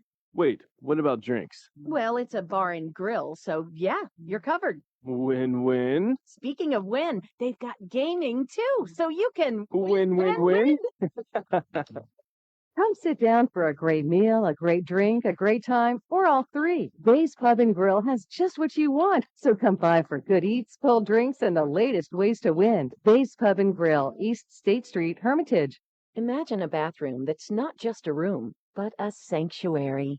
At Warner's Homes and Improvements, they believe in taking the time to get it right. That's why they are proud to introduce their bathroom installation service, where done in a day is a thing of the past. Experience the difference of a bathroom designed for you, not the clock. Visit Warner's Homes and Improvements on Route 19 in Mercer or at warnerconstruction.com. Warner's Homes and Improvements, where your bathroom is our masterpiece. Don't rush perfection. How well do you know your insurance company? Well, I know I pay each month.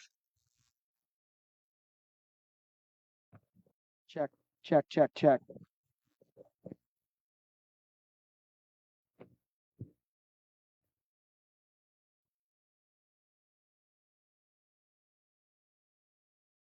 You need and nothing you don't at a fair price. And they are always here to talk. Mailer Insurance in Sharpsville or at mailerinsurance.com, a Reinhardt's Agency Incorporated affiliate. The fifth quarter show is brought to you by Reinhardt's Insurance. Insurance solutions to help you accomplish your goals. And now, proud sponsors of the Player of the Game. Back here one final time at Farrell High School. Coleca Sports Complex. Mark Slazak along with Bob Greenberg. Final score in this one, Farrell 38 and Wilmington nothing. Bob, the numbers. Here's some numbers here. First for Farrell, and we had a little bit of technical issues here. I'll post the videos of those post-game interviews here in a bit with our player of the game and Coach Pegues. Jules Johnson, 18 carries, 188 yards rushing, 3 touchdowns. He also had 8 catches, 125 yards and a touchdown. He was 1 of 1 passing for 4 yards. and he did call it. I asked him about I don't know if you heard. I asked him about the touchdown pass. Yeah, and it was the Tim Tebow play is what they called it. So that was the jump pass, and it was a cool interview. We'll post it soon. Also, Pegues, 6 carries, 46 yards. I don't know if you heard Coach Pegues. I had him evaluate his son at quarterback, and Coach is like Bill Belichick out there. He's got a very heavy and hard grading scale, but overall still very complimentary, and we'll post that later as well. Pegues finishing 10 of 14 passing, 127 yards and a touchdown. A very efficient game for Pegues. Also ran the ball well, 6 carries for 46 yards. Kane had 2 carries for 24 yards. Dean 3 for 12. Farrell flagged 11 times in the game for 90 yards. Johnson had the 2 interceptions. And Kane also had a pick 6. Farrell, 29 carries, 270 yards rushing, 127 yards passing, 44 plays, 397 total yards for Farrell. Wilmington, Miller, 15 carries, 112 yards. Mistretta, 9 for 43. Mitchell Tree, 12 for 38. Vasquez was 2 of 8 passing for 26 yards, 3 interceptions. Wilmington flagged 5 times for 28 yards. Wilmington, 186 yards rushing on 38 plays, or 38 rushes, 26 yards passing, 212 total yards for Wilmington on 46 plays. Time now for the Lock, Stock, and Barrel play of the game. We had plenty to look at and to talk about, and a lot of them involved Joel Johnson. And we're going to go with the first one, as Joel Johnson takes a 24-yard touchdown pass from Aaron Pegues for the touchdown. That's our Lock, Stock, and Barrel play of the game. We'll honor Joel Johnson and Aaron Pegues for that play. In recognition of the play, money placed into a fund with the name of Joel Johnson and Aaron Pegues. At the end of the season, we'll have a play of the year from the top plays. And the football program will get a cash donation from Lock, Stock, and Barrel. You can check out the audio of the plays at sportsradio967.com, and you can hear them on Monday's Pick Sports Line as well. Congratulations, Aaron Pegues, Joel Johnson. Farrell started off with a 24-yard touchdown pass on the opening drive. Pegues to Johnson as our Lock, Stock, and Barrel play of the game. Lock, Stock, and Barrel play of the game powered by Landmark Information Services, the place for your website and social media design needs. Another big night of high school football. Don't go anywhere. We have the Warner's Homes and Improvements 5th quarter scoreboard show till 11 o'clock. May even have some bonus coverage of I think we will. Lakeview and Yes. Sharpsville, so stay tuned for that. Yeah, stay tuned for that. Aaron just said he was going to take it to that for a bit, and then we'll have the 5th quarter show, Warner's Homes and Improvements 5th quarter scoreboard show. Aaron and Art will come up with that, running down scores, commenting on games, taking your calls until 11 o'clock on News Talk 790 and Sports Radio 96.7, and we'll have that after the conclusion of that game, Mercer and Lakeview. Is that what you said? That is Sharpsville and Lakeview. Sharpsville and Lakeview in that one Yes. with Briggs and Birch. We'd like to thank the sponsors, the helpful people here at Farrell. Eric Bell and Aunt Pegues and all the staff here at Farrell. We definitely appreciate your hospitality as always. Our Facebook cameraman, Lee Gross, also James Dotson, and Jacob Walzer, the lcsportsnet.com crew as well. We appreciate their work with camera and graphics and replays tonight. Glad to team up with them. Back at the station, Aaron Byro. Congratulations to King Khalil Matthews and Queen Nevaeh Gillespie here at Farrell as well. For Sales Director, Sports Director, Colorman, and Broadcast Partner Bob Greenberg, I'm Mark Slazak saying thanks to you for listening. Final score for Farrell from Farrell was Farrell 38 and Wilmington nothing. This has been High School Football on News Talk 790, LC Sports Net, and on the Sports Radio 96.7 Facebook page. You have a good night. You have a good night. You're listening to News Talk 790.